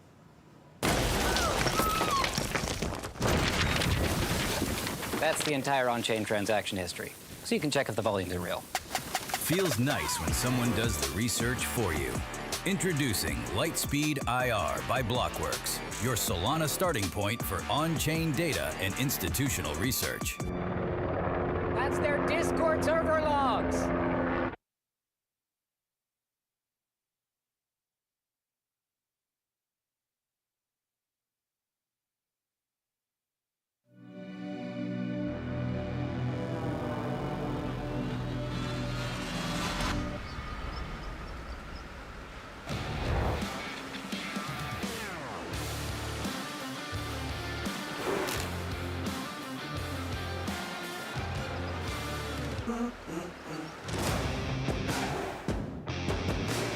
I'm here for my third week of MTNDAO. No, sorry, second week of MTNDAO. Oh boy, this is my third time now. It is my first edition in MTNDAO. We want to talk to, builders that are building apps, products in the Solana ecosystem. You're just able to come here and just grind. It's just the best place to build. What brought me here was the motion that was amongst everybody that I knew in France. Being in a space where there's, 100, 150 other builders that are like-minded like you and just want to build cool shit. It's inspiring at the end of the day. Anytime we've been here has been incredible for the startup, for the business. And also, we just had the best time ever, met some really great people, met a bunch of friends. I hosted, daily workshops, got to know everyone that's building a mobile app here pretty well, got to see a lot of their apps, give them feedback, haven't pitched ideas. And yeah, I think people here are really, really open to talking and discussing what they're building, which has been great.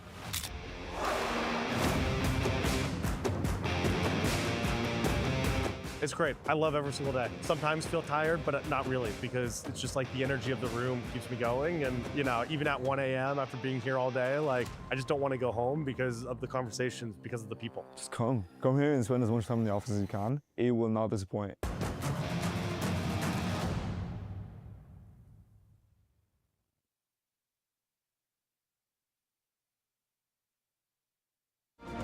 Every era of economic change creates a new center of gravity. For 2026, that center is Miami.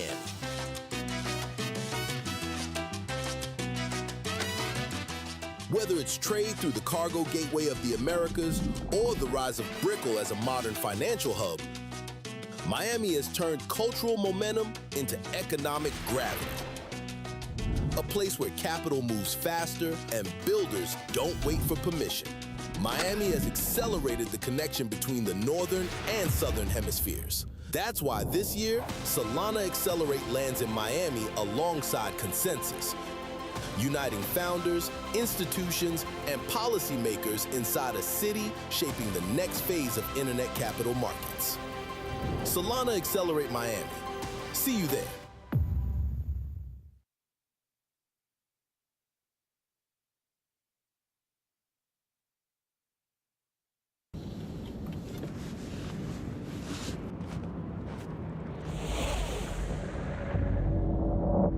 We saw it as a great fit for Altitude to be part of the Solana ecosystem. We've been building in Solana since 2021.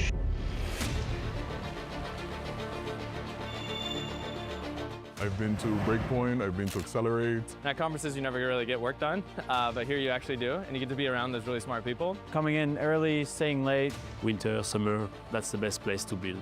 MTN DAO vibe is immaculate. I started seeing the need for some software to be able to empower people to do things on chain. It was too difficult, so we started building and we started coming up with ideas, and here we are. If you're a CFO trying to operate a business and you have stablecoins, it should not feel like a drag. It should actually feel like it's optimizing your business, and that's why we built Altitude. It doesn't make sense for me as Super Team Canada to be here for the full month. If I was building a protocol, I would come the full month. You just see the results. It's kind of like a cheat code to be here. People are really here to work, so it's nice to have a chat, but people get stuff done too, which is, I think, very important.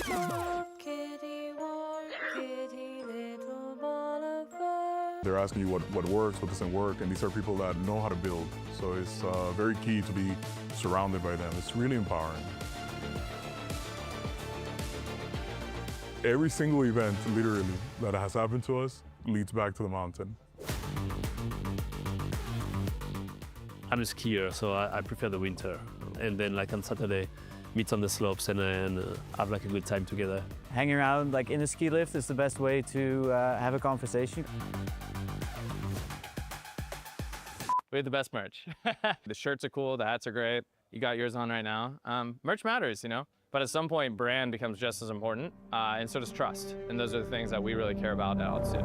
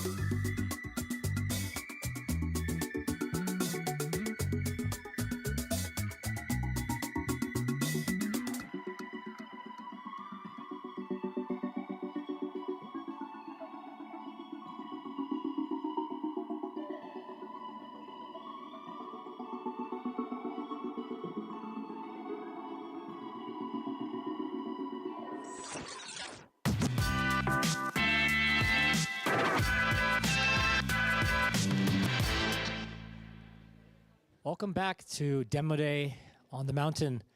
And this track is our consumer track. Yep. And we're going to start off with the Spend team, who I've known for quite a long time. And a shout out to Ghosty, who knows watching. Let's hear it. CEO of Solana was going to be here today, but it's great to see you. I'm Kenton, alongside my co-founder, Josh Pichardo. Together, over the last year, we have won the Solana Mobile Hackathon and placed 5th in the stablecoin track for Coliseum.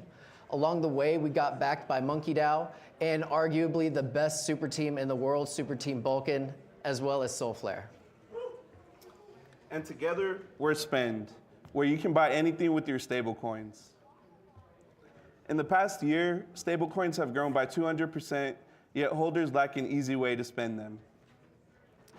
Neobanks and crypto cards are popping up everywhere, but they're all geolocation locked, require extensive KYC verification, and a lot of them are getting banned all over the world, starting in Europe, Canada, and surrounding regions. Our solution lets you buy directly from your wallet. No card, no bank, no KYC. You simply browse, add items to your cart, pay with USDC. It's really that easy. Real products delivered directly to you. And speaking of, I forgot to get gloves for this weekend ski trip. Yeah, we're definitely gonna need those. So I'm gonna order those real quick while we show you a video of how this works. I'm going to connect my wallet.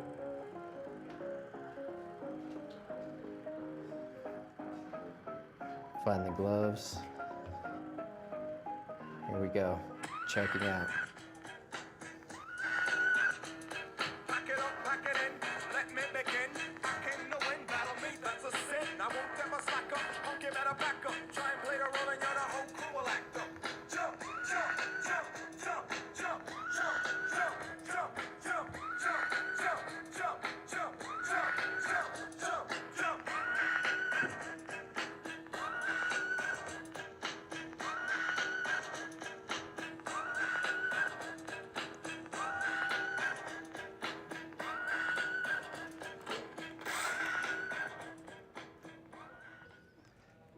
And just like our boy Sava, I just bought my gloves right here. And so we started off with our web app where you could simply paste your product links and build your cart. And then we created our award-winning Solana mobile DApp. With over 3,000 ratings, we're coming in at a 4.5 star. And lastly, we just dropped our X402 agentic shopping skills, so your agent can now shop through Spend for you autonomously. And in these last 5 months, we've done over 1,300 Amazon orders, $120,000 in items delivered, and we have a 45% new user retention rate, which the startup e-commerce average is 20 to 30%, so we're definitely crushing it in that area. What we have coming up is our Chrome browser extension, which will allow you to shop directly on Amazon without leaving through our platform and checkout. And after that, we'll be dropping our Shopify module so we can capture the rest of the 95% of the e-commerce market that Amazon does not cover. On top of everything, we'll be dropping Spend V2 on all platforms. It is a refined experience that will make things so much better for all types of users. Thank you so much. I have a delivery for Kenton. Yes, thank you. Thank you. Got you. Thank you. All right, we're good for the weekend. So you guys scan that QR code, get your first item from Spend, get ready for the weekend. We're starting our angel round. If you want to participate, DM us. Thank you so much.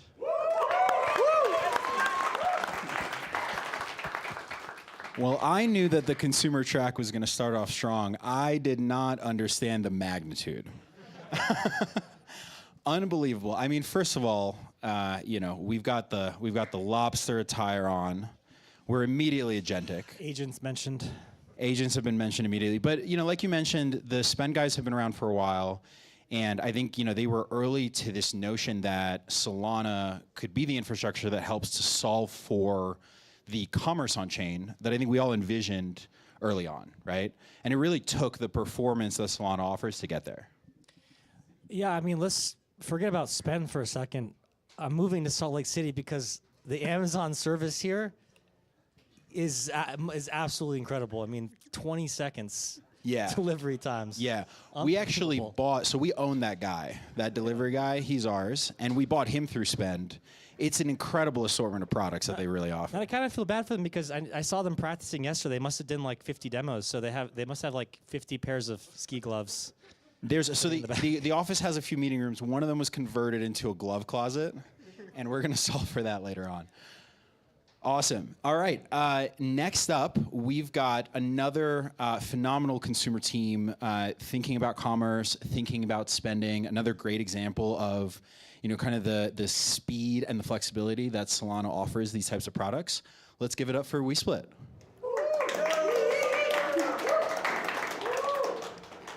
So hi everyone, I'm Pauline from WeSplit. And as you may know, crypto was made to be social, to unite us and bring us together in this decentralized place. But as we are moving forward in the ecosystem, we forgot the vision. We've built this whole infrastructure to be fully decentralized, but we've neglected the human element of actually spending and sharing value together. The shared moments just became complicated. Today's wallets, they are made to be single player. If you are going on trips with your friends, you know that your group chat just gets filled with wallet addresses, transaction links, and you need to use Web 2 applications like Splitwise or even manual spreadsheets just to know who owes what. And all of that before you even open your wallet. The result is that you are never getting paid back. Between the wrong amounts, between spending transactions, all of this just get you not paid in time. So it's time to simplify. We need a solution, we need a social layer that actually is living where you are, in your mobile. So we are introducing WeSplit. WeSplit is the premier mobile hub for sharing on-chain expenses. We are bringing the frictionless on-chain, and all of that, we are transforming your wallet in a social ecosystem. The onboarding is pretty simple. You can connect with the wallet of your choice, and once you're in the application, you can just create groups with customized governance. So whether you're a DAO or even going out with your friends, you can just create a group, manage rights, top up funds, and on top of that, you can earn yield on idle USDC. So we've created one place for every circle. We are managing the complexity so you don't have to do it. Because our goal is that you focus on life and on moment that matters, and we are managing all the math and the money movements. So we've built this WeSplit ecosystem. We have more than 10 communities already onboarded on WeSplit that brings their members unique perks. Also, we are followed by a lot of technical leaders that are just supporting and trusting our vision. The thing is, we want to empower the entire ecosystem. Whether you are a merchant or just a platform and you want to propose to your users crypto split payments, you can do it via our merchant API. And as a good partner at Spend say, if you can spend it, you should be able to split it. So this is the vision we have for the coming months. We are building a web app so you can split everywhere from mobile to desktop, a Telegram bot so you can split in one command directly in your group chat. And the big things that we want to do and that we are working on is the WeSplit physical debit card. So we are bringing all these on-chain expenses and on-chain splitting expenses directly to the real world. And the momentum is crazy. We are live for less than a month now, and we've already onboarded 500 users. We've got 800 unique splits and 12K in volume. And we are already live on Seeker, Android, and iOS. Plus, we are incubated by a great friend at Sharkpool. But we are not just co-founders. We have deep roots. The three of us, we met 5 years ago at school, and we've been building together since. And we've been building, I think, in Solana for 3 years now. And we are entering our final year as students. And I want to say that WeSplit is really the culmination of this history we have together and this technical passion. But this is not the only thing for today. We just launched this morning our ICO to help us build this product and build this vision. This is powered by Sagapad. Sagapad is a seeker-first launchpad, and we are really aligned with the vision. You can join us on this ICO by scanning the QR code or go on sagapad.com if you want. And so know that this social layer is here in Web3. The next time you are going out with your friends, don't just pay, split it.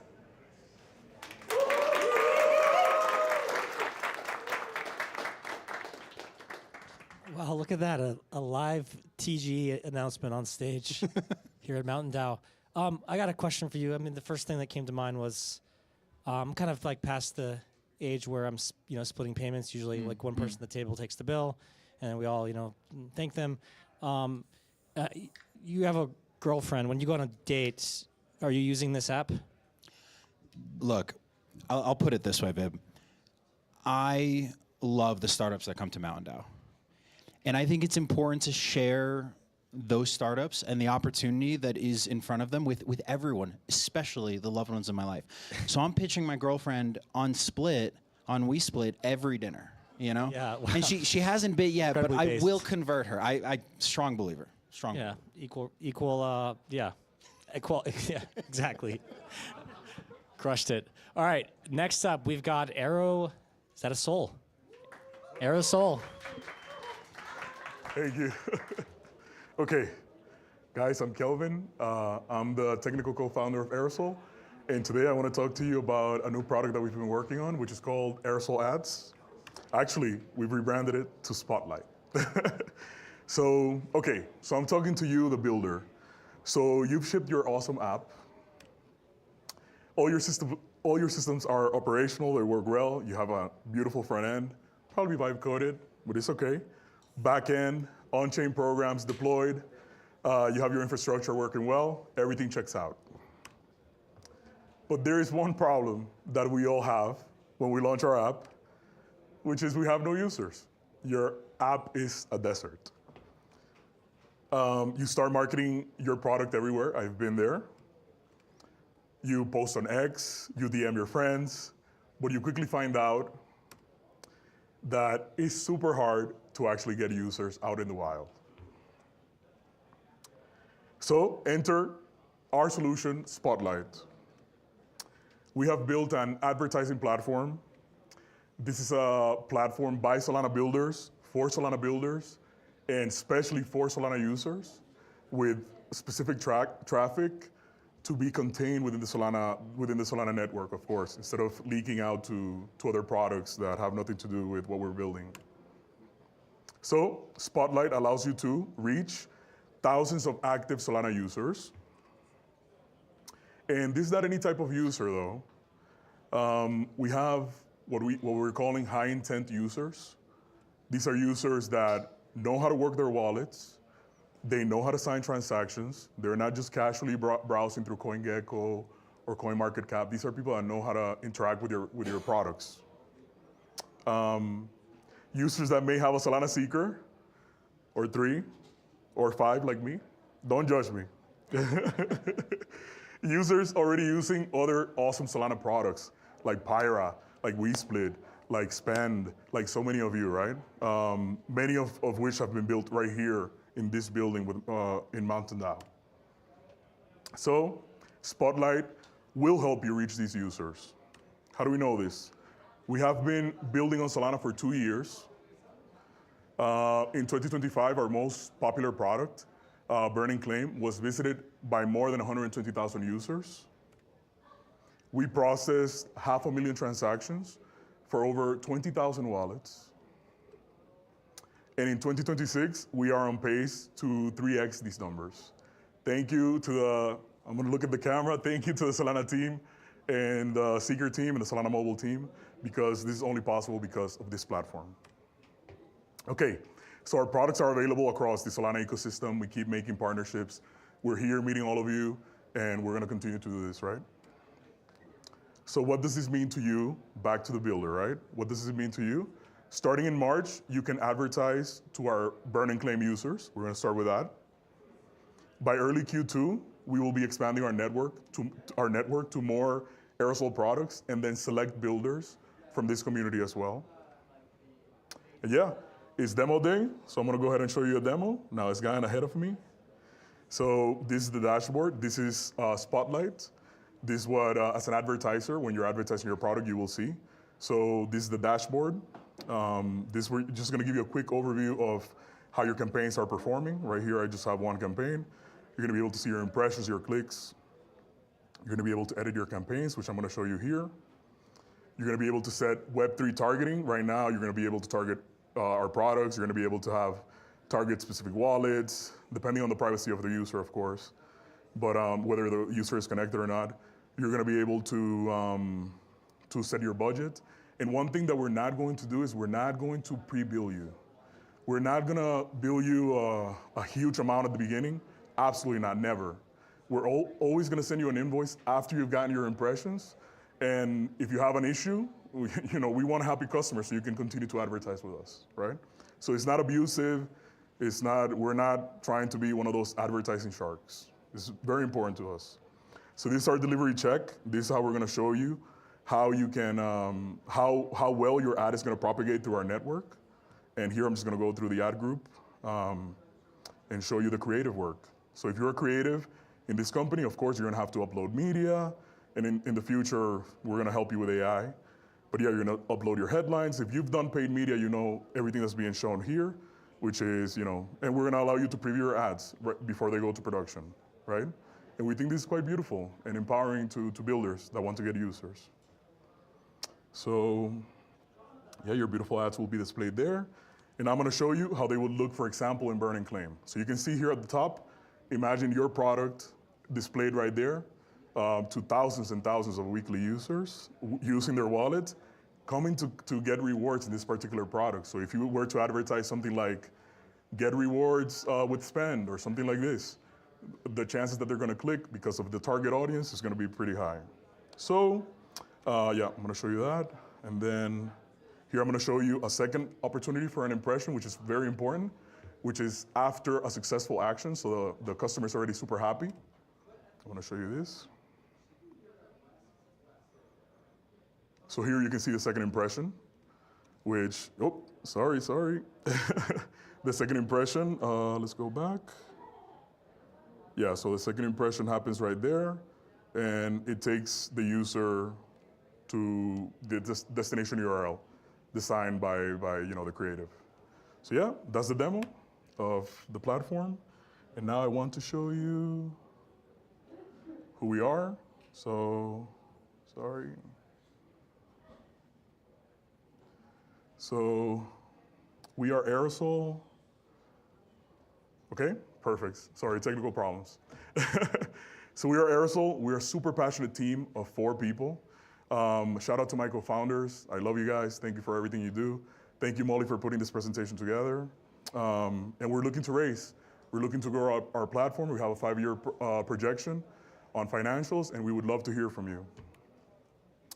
In 2024, Tolly told us to keep building, and we 100% took that to heart. It became personal. So thank you, Tolly, for the support as well. And I want to wrap this up by thanking the MTNDAO team, thanking the Solana team as well for giving us a platform to sort of spotlight our projects to our builders and to the entire ecosystem. Thank you very much. Thank you very much. So, Vib, you're a bit of a consumer mastermind. You've had quite an interesting history there. If I'm a new builder, I'm building a consumer app, and I have 120,000 users to work with. Would you say that's like a good start for me? Is that reasonable? Well, I mean, just based on the evidence from today, a lot of teams came up here and said they had 300, 500 users. So if you have 500 users, that would be a 240x increase. So that's pretty good. That's pretty solid. Pretty good. Yeah. It has been incredible to watch Aerosol grow, the distribution that they've been able to build in the ecosystem. I'm super excited that they've decided to productize that reach. I think that massive advertising opportunity for the teams here. Yeah, something we explored when I was building Drip as well. We had done some ads, and they continue to do that, and they do pretty well. People that are on chain are looking for things to do all the time. Yeah. Cool. Next up, we have Lufta, confidential programmable payments for Web3 teams. Exactly. All right, all you. Good, good. What about you guys? How is it been? Good? Thank you. Can I start? Let's do it.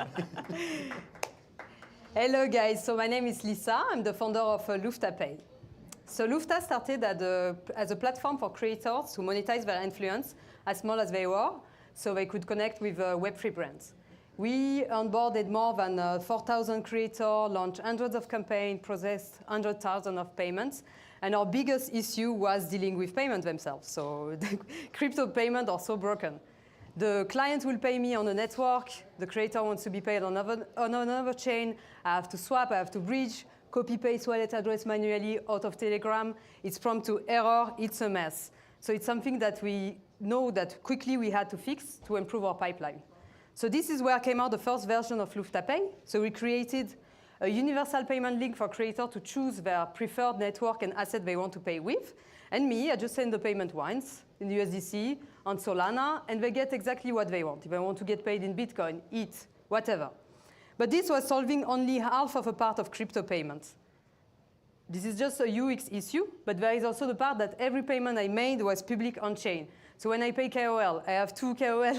One guy is paid twice more than the other. He can see clearly payment have been made that it's been like paid two times less. So they complain and so on, and I have no privacy. Not good for business, right? So unfortunately, we have more initiative on confidential payroll like Toku and so on. But the truth is that crypto native team are still using manual multi-sig to perform payments. They have no way to schedule monthly payment, automate them. For example, if I deal with a freelancer, I just want to release the payment after he done a task, release the amount out of an escrow, automate cross-chain swap, and so on. So this is what we are building. A programmable, confidential, stable code payroll, just like it's written on the screen behind me. How we do that? We are aggregating intents, same chain intent, cross-chain swap intent, like near intent, which is for me the best infrastructure so far for cross-chain swap, which cover more than 120 tokens on more than 20 networks. So we can pay people on ETH, Solana, Tron, Ton, even dead chain like Monad, whatever. The privacy is done on Solana. We are leveraging Magic Block private ephemeral rollup to process the transaction in a confidential and secure key. It's great for us because it's compliant and also because it's auditable.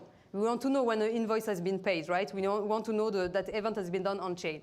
And then it's settled on Solana. So the only thing that we want to keep private is the recipient and the sender. All the gas are abstracted, all the experience is abstracted for the user.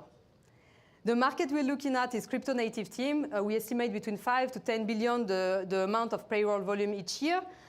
We want to offer a SaaS-based subscription that are very competitive from what we have with Deal, for example. Our request finance, still expensive and not even private. For individual, we offer free payment link. They can transact in USDC on Solana for free. It's just a distribution channel for us that we serve as marketing. And we can take some fee on cross-chain swap, like very near zero fee. The market expansion opportunity is huge, like stablecoin was 30 trillion last year. We have global cross-border payment, freelancer payroll, Web2 creator as well. So payroll infrastructure still hasn't caught up yet, especially the private one. I'm working with my team, with my best friend, Pauline. She's a head of product and UX. She's a rock star. We launched many businesses together, even some that we sold like a few years back, an AI for professional investor. My other friend, Elena, she's a California-based attorney. She studied at Harvard. She's so brilliant, and she's also specialized in privacy on AI and blockchain. How convenient when we want to make our service accessible not only for businesses and AI agents. Myself, I'm a tech background. I work as a tech consultant. I work in Julius Baer, private banking, on risk, market ethics, open banking, so I understand financial traditional infrastructure. But also I've been in blockchain since 2018, and I built Lufta Pay to solve a problem that I had. This is the demo that we have, so you can try it out. I made it public just for you guys to have a look. You can send payment to a Twitter username. They don't even need to be registered on Lufta yet. You send a message, choose a nice GIF, and they can receive money as easily as that and be able to claim it by logging in with their Twitter. The privacy part will be launched in 10 days' time, so now I just made it live for you guys to see. And you can have your own, like for creator, your own username, a link that you can claim. So we did it that way because we already have the creator, so we can go to market with them and get early traction from them. If you're a team building and you need private payroll, we're offering 1 year free to any team from MTN DAO or watching this live. You can ping me, you have my Telegram here, you can scan to try the demo and so on. Thank you so much, guys.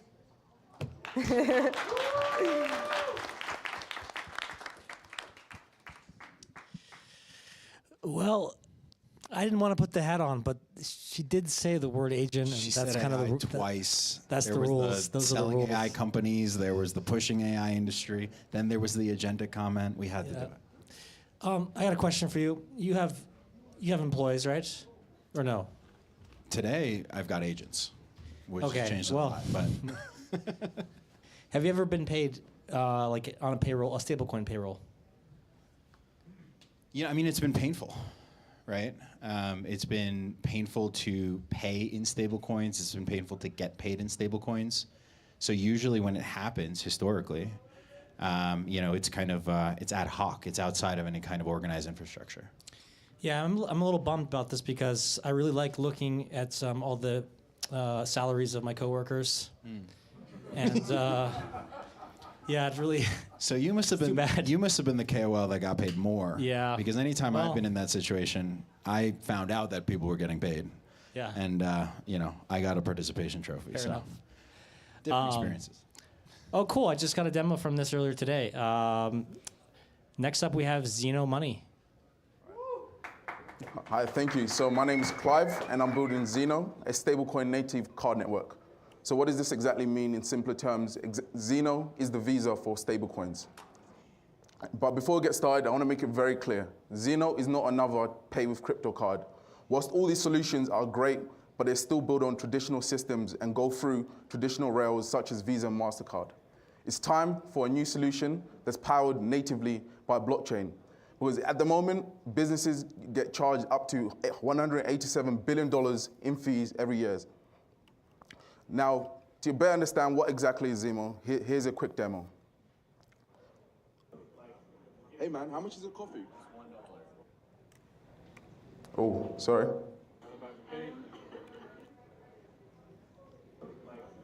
So here's a demo of me paying with my Solana phone. And just like that, with a single tap, a payment is completed and settled on the Solana network. I can even show you right now with the live demo with the payment terminal to show you how easy it is. Okay. So I'm going to enter in how much I want to charge. So I'm going to put $1. And then on my phone, I'm going to press pay, authenticate with my fingerprint, and bring the phone close to the terminal. And just like that, you heard it's a payment live on Solana. And what's even cool, this same protocol even works with two phones. For example, a friend has a wallet and I have a wallet. I can show you on the demo. If it loads.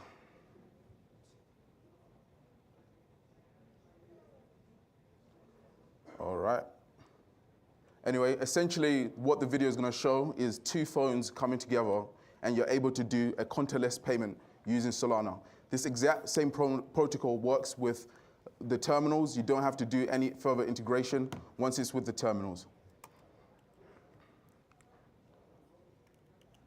So here's what we offer. At Zeno, we offer wallet SDKs, so wallet can easily implement our technology without having to know the underlying infrastructure. And for PSPs, we give them the same SDK, so they would implement Zeno just as they would do with Amex. And here's the important bit. The way Zeno is going to scale is not through hardware, but a software integration. So if we integrate into a PSP like Square, who has hundreds of thousands of merchants, that will mean many merchants will be able to accept Zeno as a payment overnight. Why now? So the stablecoin volume is growing year on year, and as well as regulations where stablecoins are accepted as digital cash, and as well the infrastructure where Apple is now opening up their chip for third-party developers, allowing builders like us to build. So everything is ripe for this kind of technology. So what's our current traction? So we are currently doing a pilot in Iceland. So Iceland is a very small population of around 500,000, and we've received special project status from Rapid, which is a PSP like Square, and through our partnership with Monerium, who are actually issuing the ISK, the first ISK stablecoin in Iceland, and we're also working with Mintcope, which is basically Coinbase in Iceland. So we're going to be working on a pilot. And that first pilot in phase 1 in Q1 of 2026 will follow through with our EEA, so European Economic Area expansion. So Rapid will use sandbox, we use Iceland as a sandbox, and they'll copy and paste this exact same method into other areas in the EU. And later on in 2027, we'll be looking to expand in areas such as the USA. And here's the founders. So it includes 2 technical co-founders, including myself, won 9 hackathons, and I've worked at a billion-dollar company that processes billions of dollars in payments, and I know exactly the pain point of saving 1%. And my partner, Tom Robotham, he's got deep experience in implementing NFC protocols, and as well as Harry, who's our CMO, and he's worked at Barclays for over 18 years with experience at Crusoe, who is currently an advisor. Thank you very much. Please contact us, and we are currently raising 1.5 million at a $15 million valuation.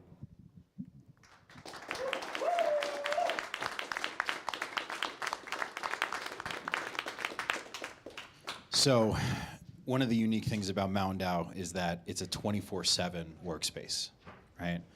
And we've been getting, people stay here late, they're trying to eat. We've been getting demand for vending machines in the office.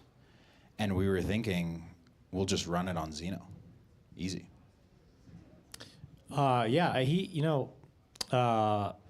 feel like dropping some alpha because I think Solana is an amazing network for payments. And tomorrow we'll be launching a brand new handle and website from Solana Foundation, all about how to use Solana for payments. The problem that Clive mentioned is very real. Yes, stablecoin cards are pretty cool and can function, but at the merchant level, it's still typically they're not getting settled in stablecoins. So this is kind of using the existing terminals and taking stablecoins and then accepting them as stablecoins, which I think is going to be a growing need all around the world. Huge. Next, we've got Antera. Good to go? Cool. Good afternoon, MTN DAO. I'm Felon, Crypto Felon on Twitter, and I am the founder of Antera, the on-chain playground. So, crypto is fragmented. There are thousands of dApps, hundreds of chains. Discoverability is almost impossible, especially for new users. And if a new user happens to hear about a protocol, they can't just simply Google it because they'll be sent to a drainer. And for advanced users, pro traders, there are too many options out there for them to mentally index. And how can you find the best yield if you can't mentally index all of what's available to you? So, what if navigating on-chain was as natural and simple as playing an on-chain game? Well, playing a game. And so that's what I did. My goal is to aggregate the best protocols on-chain in this one social game world, making it easy and intuitive for people to trade on-chain, discover protocols, access the best available options out there to them. So if you want to deposit to on-chain lending, you walk up to the Aave NPC, or walk up to Lawrence Day NPC and deposit to Wildcat Finance Protocol. We've got a Solana booth. We've got booths for bridging across all EVM and SVM. This is a very visual heavy presentation, by the way. So I'll do a little less talking and more showing.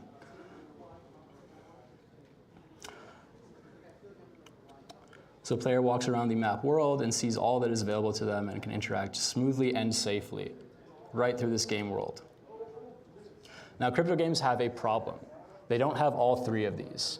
They're either trustless and smooth, smooth and fun, but not trustless, or, well, usually they're just a Ponzi. But we managed to find the solution to have all of these without being a Ponzi. So through our game interface, we allow for provably fair, fully real-time games fully trustless, without sacrificing any, good experience without sacrificing any of the ethos of crypto. So you'll see here we walk up to a dice salesman. You mint a bag of dice NFT. You can walk up to another player and you can challenge a player right through the game. Got some sound effects going. The dice game itself is fully on-chain. It calls Magic Block VRF. You can wager SOL on-chain. The money gets put into escrow. Players wager. You see that we just wagered and we won, and now you'll see the other player will wager us, send us a wager invite, accept the game. So we are making the traditionally boring, slow, text-only, fully trustless games much more fun and real-time.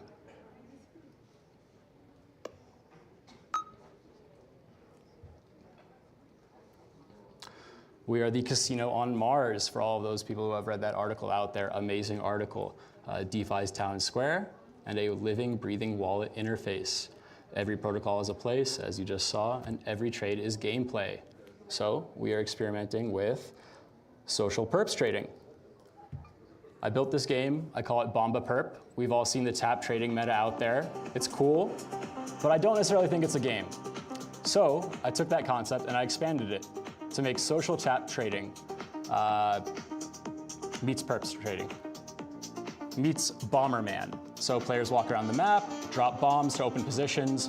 If the position hits the price wick, then bomb explodes, position closes in profit.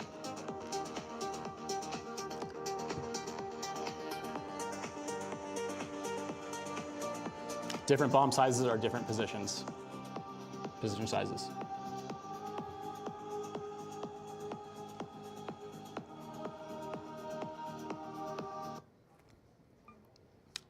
While building this, I have struggled a lot. It has actually been 5 years of building this. It has been a struggle figuring everything out. And I want to empower people to be able to build games without having to struggle to build them, just like I did. So I've solved that problem for them. I have made a plugin architecture to build games on top of my platform, very similar to some famous games out there that you might know of, that I'm not going to mention by name. I hope to, in the future, release this plugin SDK and allow people to build games on top of them and then build on top of my platform. The two games that you just saw, Bomba Perp and the dice game, are actually built on top of that plugin SDK. I built it myself to dog food it. So yeah, I'm Felon. Got my start in RuneScape in 2010, became a RuneScape gold seller, which led me to Bitcoin, cryptocurrency, and now I'm essentially recreating my childhood on-chain. So yeah. Thank you.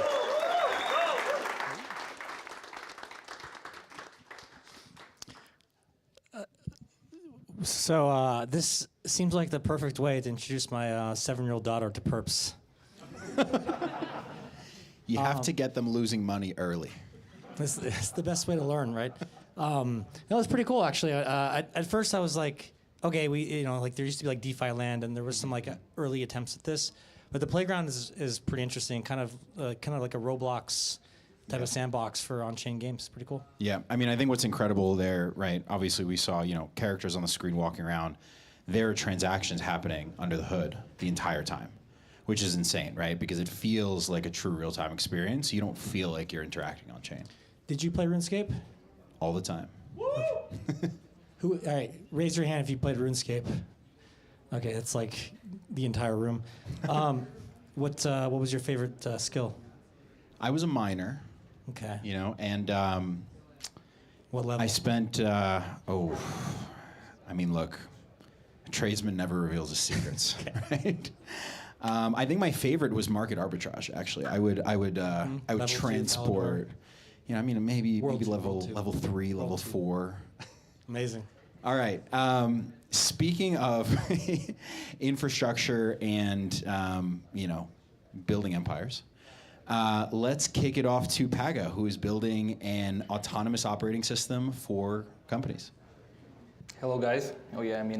So hello, beautiful people here, there, online as well. My name is Eugene. For the last 7 years, I've been working in different data companies, DeFi protocols, fintech solutions, and all of the companies pretty much running the same procedures for the operations, right? And none of them really enjoyed it.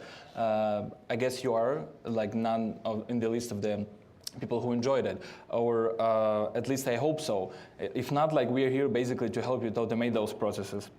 So in average, the pre-seed and the seed companies spend from $30,000 to $50,000 per year for like accounting, legal, compliance, and back office ops. Basically, as we move further to the Series A and the Series B companies, from 150 up to $500,000 annually goes to such operations. But operations were never supposed to be like a department. They should be automated. So what we built at Paga is the 6 specialized AI agents. So you start the way of the formation agent. So you incorporate the entity. You get the EAN number, the operating agreements. Then there is the legal agent. So the contracts, the agreement, and in general legal review running automatically. So the CFO agent is the stack that is already live, and we're basically using it ourselves already. So it goes for the treasury, runway, and financial planning. Compliance, basically helping our like fintech solution for regulatory checks, the AML and KYC guidance. Oh yeah, you can get them. Then the payroll. So basically, contractor, like you can pay the contractors using the automated payroll, payroll scheduling, and everything is running through the like intelligent, the cross agent inside, and pattern recognition system. And you will ask me like how I'm supposed to delegate those essential tasks to the AI agents. So we basically build what we call Know Your Agent, the trust framework system. So you basically set your own thresholds. So we divide it on the three layers. So one of them is like supervised. So agent recommends, you confirm. So every payment, every filing, it goes through the human in the loop. Then the layer 2 is the semi-autonomous. Recurring tasks run automatically. The payroll, compliance filings, flags anything unusual. For those people who are working with the back office, I think you understand like how easy it is nowadays could be. So the layer 3 is the full automated. Agent operates independently within your guard lanes. So it requires the more data you would provide would be better. So at least 3 months of data. That's how we started like our own beta. So every interaction feeds into per company like memory, preferences, decision, vendor relationships. So agents don't just execute tasks, they build the institutional knowledge. So basically how it works, you can go and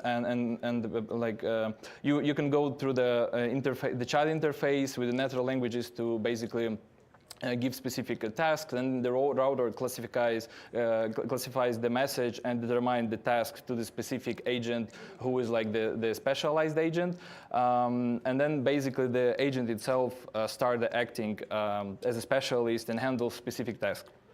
A big part of our protocol is of our solution, the X42 protocol, that basically allows us to provide those fully autonomous like payment system. So basically, all the contractors internally in our platform can communicate within each other in the simple endpoint of the X42 protocol, and. Yeah, so this is like the huge step towards the automation in general.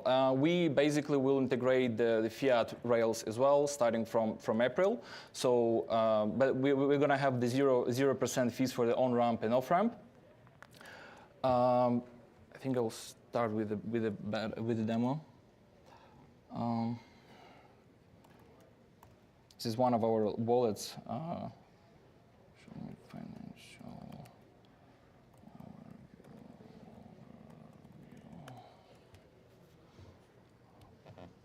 Let's see if it loads. So some of the solution we will launch soon. It depends on the demand. We start with the financial solution and the company formation. Meanwhile, once it loads, I will just get back to the QR. So it navigates to our landing page. So for all the MTN DAO builders, we give for up to 3 months the free usage of our services for all the operational stack. Second, should I use the hotspot? Oh yeah, it is.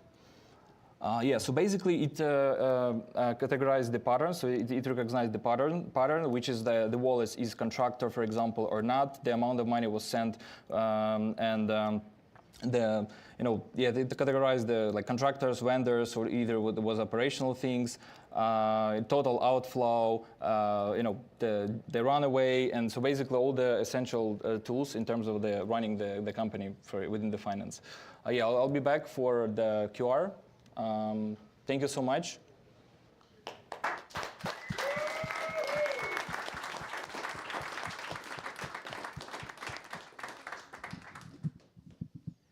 It's an incredible feat to do anything in these claws, I'll tell you that.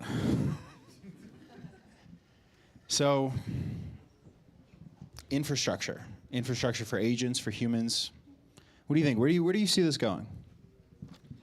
Yeah, I mean, basically everything that's bits is getting automated every week. I mean, it's like the pace of this stuff is crazy, but like every week there's like some bits related thing that's getting automated, put into an agent framework. I think the big difference this year from previous years is that I think before we were prompting an LLM, and then maybe there was some manual code if-then statements. Now with agents, you're telling the agent what to do, and the agent is rewriting itself. It's changing its rules, and it's learning things. And yeah, I mean, I love the idea because there are all these menial things when you're starting a company that are expensive and are all things related to bits and information. And I think agents will probably do this significantly better than humans. Yeah. Pretty soon, if not already. Yeah, I mean, Baird and I were talking earlier about vertical AI companies, right? Companies that are they're building a product, they're providing service, but their operations on the back end are being automated, made more efficient with AI, and it allows them to run much smaller teams with much greater impact, right? Oh, I mean, I think the average team size is trending down. You're going to have Massively. 1-2 person teams is pretty much going to be the norm. Yeah. So next up, we've got Tapestry, and they're going to talk about the next era of consumer social. Hi, everyone. Today, I'm here to talk to you about what we believe is the next era of consumer social and why it starts with an AI companion that just gets you. So Gen Z spends a lot of time every day, about 9 hours or so online, but most of the time it's passive scrolling. We don't think the future of social should be more feeds. We think it should be companionship. And it's not just thesis. This is our QR code, so you can actually scan to check out yourself. In the last 90 days, we have grown 52x. We now are at 75,000 users with 4.8 star rating in the App Store. So we know it's working. A little background about ourselves.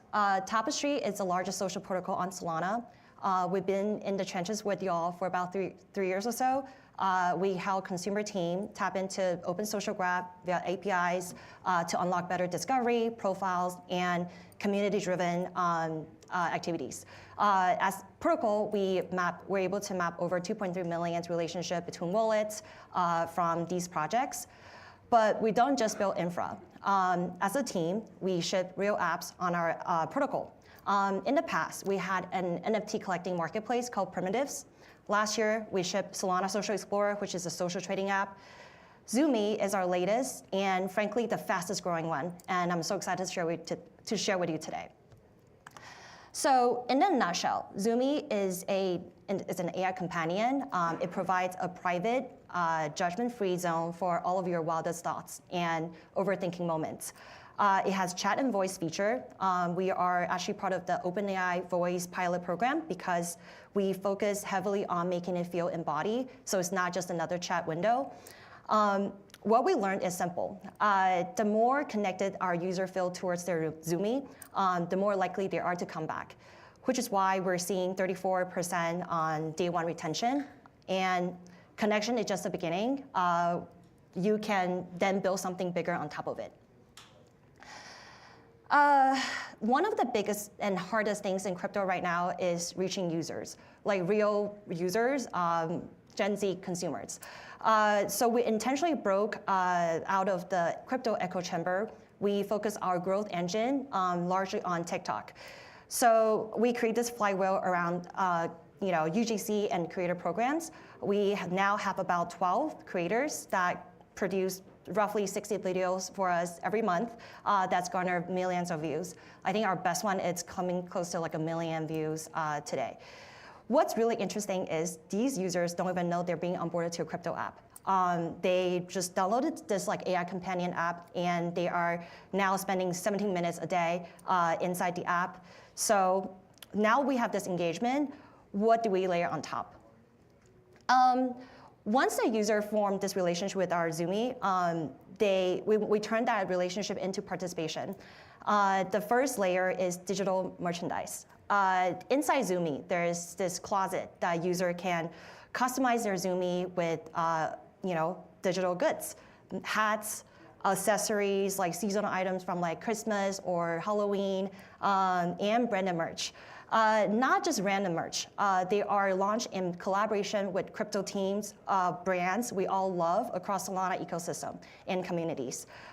These crypto native teams wanted to reach mainstream users, but here we are giving them access to Gen Z consumers who are already spending so much time a day in our app. And we would love to actually work with all of you to get your visibility beyond crypto Twitter. We are also converting these engagement into real rewards in stablecoins that user can actually cash out and, frankly, to buy a matcha latte. So we are soon introducing prediction market. Pretty much just like a simple, friendly competition, among these like brand, as to user can vote every day, guessing which one's going to perform best, which one's going to be collected most by the users. Not heavy finance, just fun games within the app. And this is a social fee within the app, which I think, frankly, it's a really fun way for branded merch to come to life in a very organic way. But the real reason that we can do all of this is because of one structural difference. We are not just any AI companion app, which are just chat windows. Every Zoomy has a programmable wallet that enables ownership, rewards, and peer-to-peer commerce from day one. Underneath Zoomy, it's Tapestry, which is our identity and open social graph protocol, so that this economy is not just trapped inside Zoomy. Every interaction compounds on the same wallet, identity, and network. That is all for today. Thanks so much for having me here. Feel free to get your own Zoomy, connect to me on Telegram and Twitter. I'm Jody, and I'd love to get your brand into Zoomyverse. Thank you.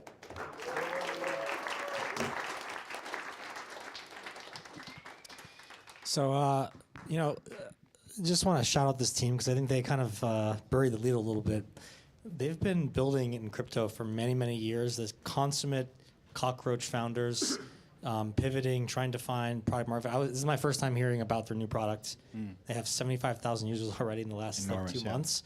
The one thing that she didn't mention is that, I don't know if you know this, but even though they said it's an AI behind the Zoomy, it's actually just Unmol, who's sitting right there, and he didn't want to be shouted out, but he's actually been responding to all of those chat messages, which is pretty crazy.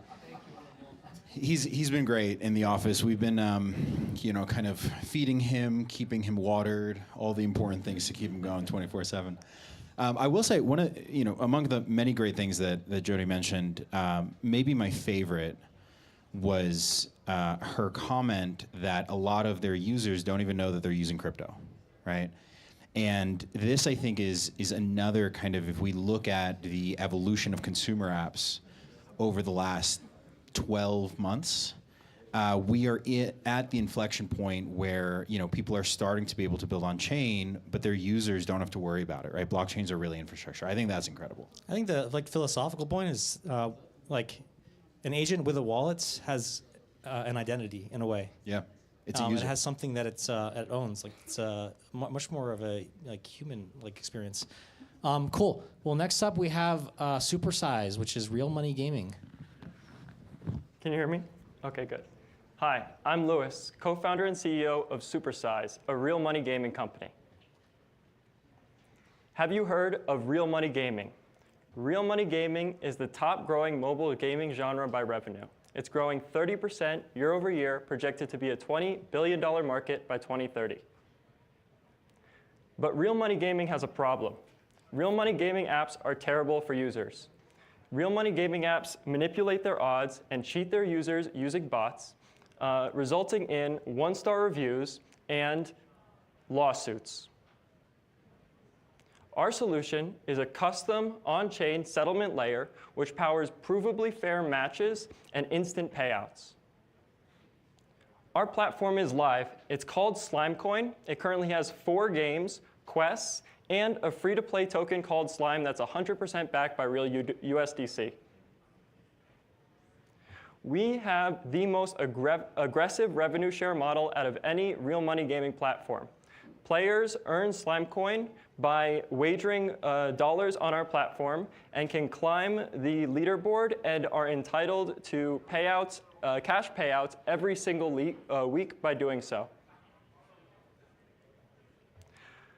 Our games are fully on-chain and serverless, powered by Solana and Magic Block.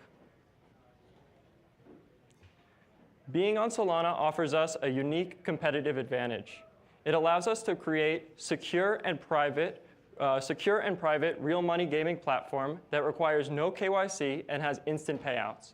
Further, by publishing on Solana Seeker, we can bootstrap the growth of our ecosystem via low cost per install and a high lifetime value per customer. Our games are already live. They went live in January, and they've started to get their first few gamers. I'm going to do a quick demo to show you what they're about.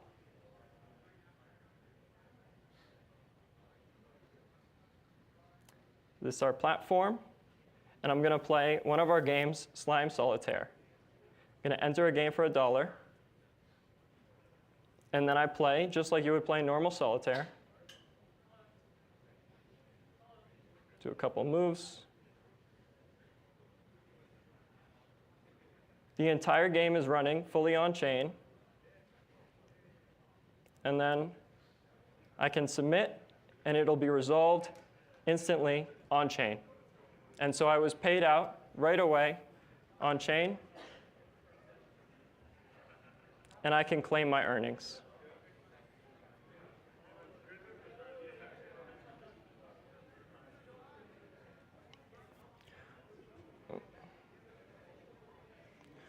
We are a Solana native team. We are a team of Solana natives and hackathon winners with deep experience building fully on-chain apps. We're funded by Sanctor Capital, Press Start Capital, Coliseum, and are partnered with Magic Block. These are my socials if you're interested and want to learn more. Thank you.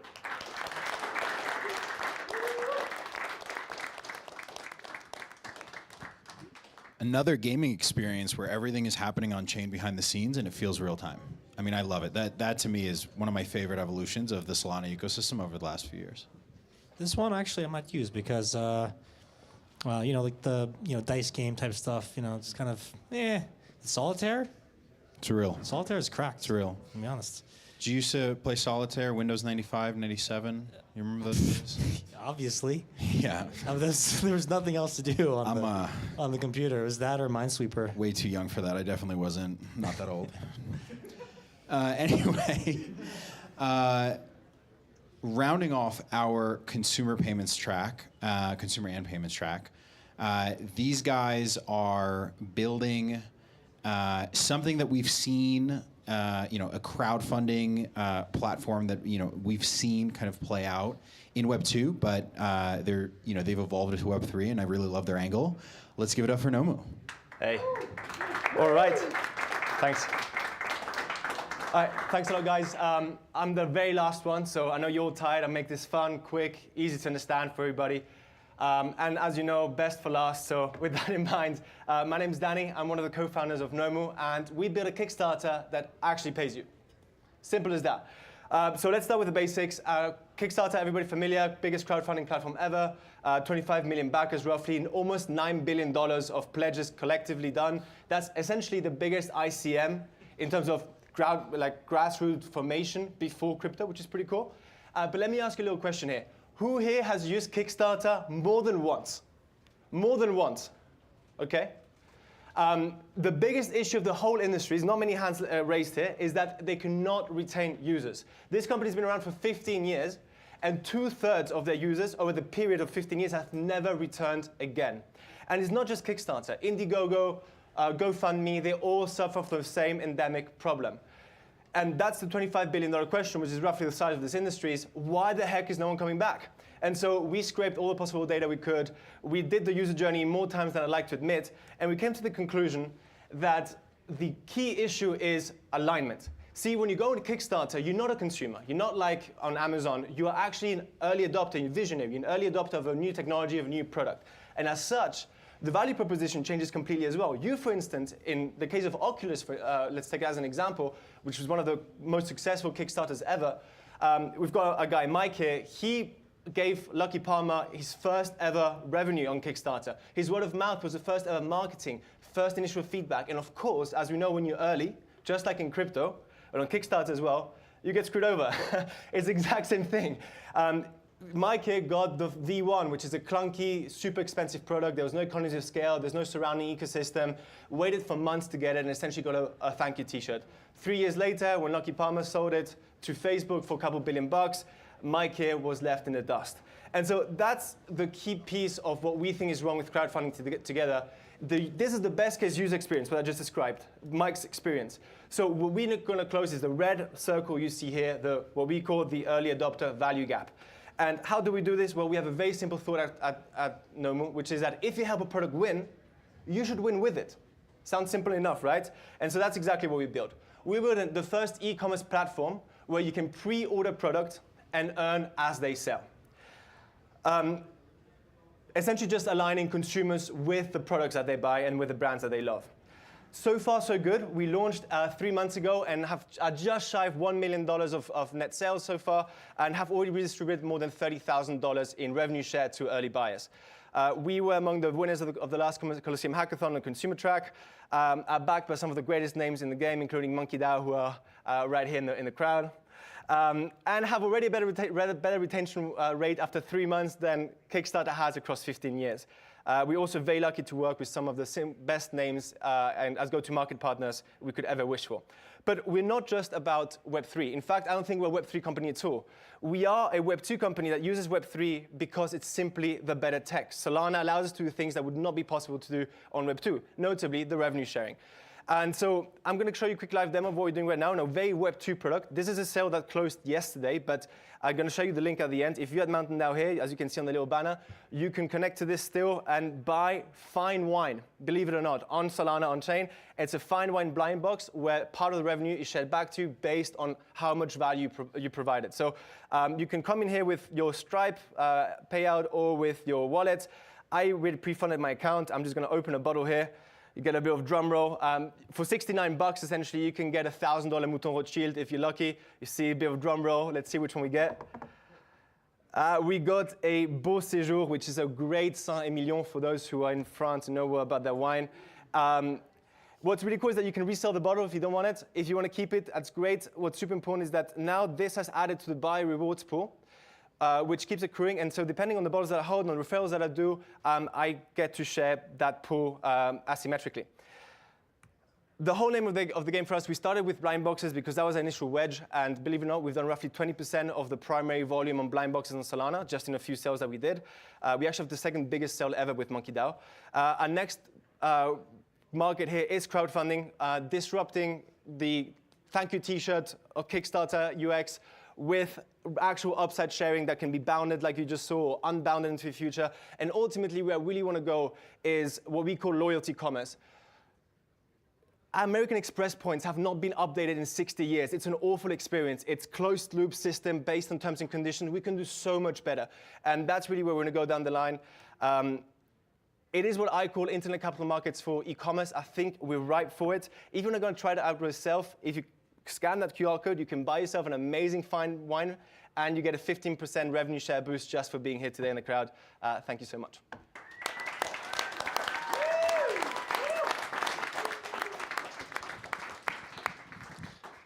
Well, that's pretty cool. Like a Pokemon for fine wine. What a closer. Are you a wine drinker? What I want to know, I have had wine in the past. I know one thing about wine, and that's that great Pinot Noir is made in Oregon. It's my one party trick about wine. And now I know two. I could get some off Nomu. So okay.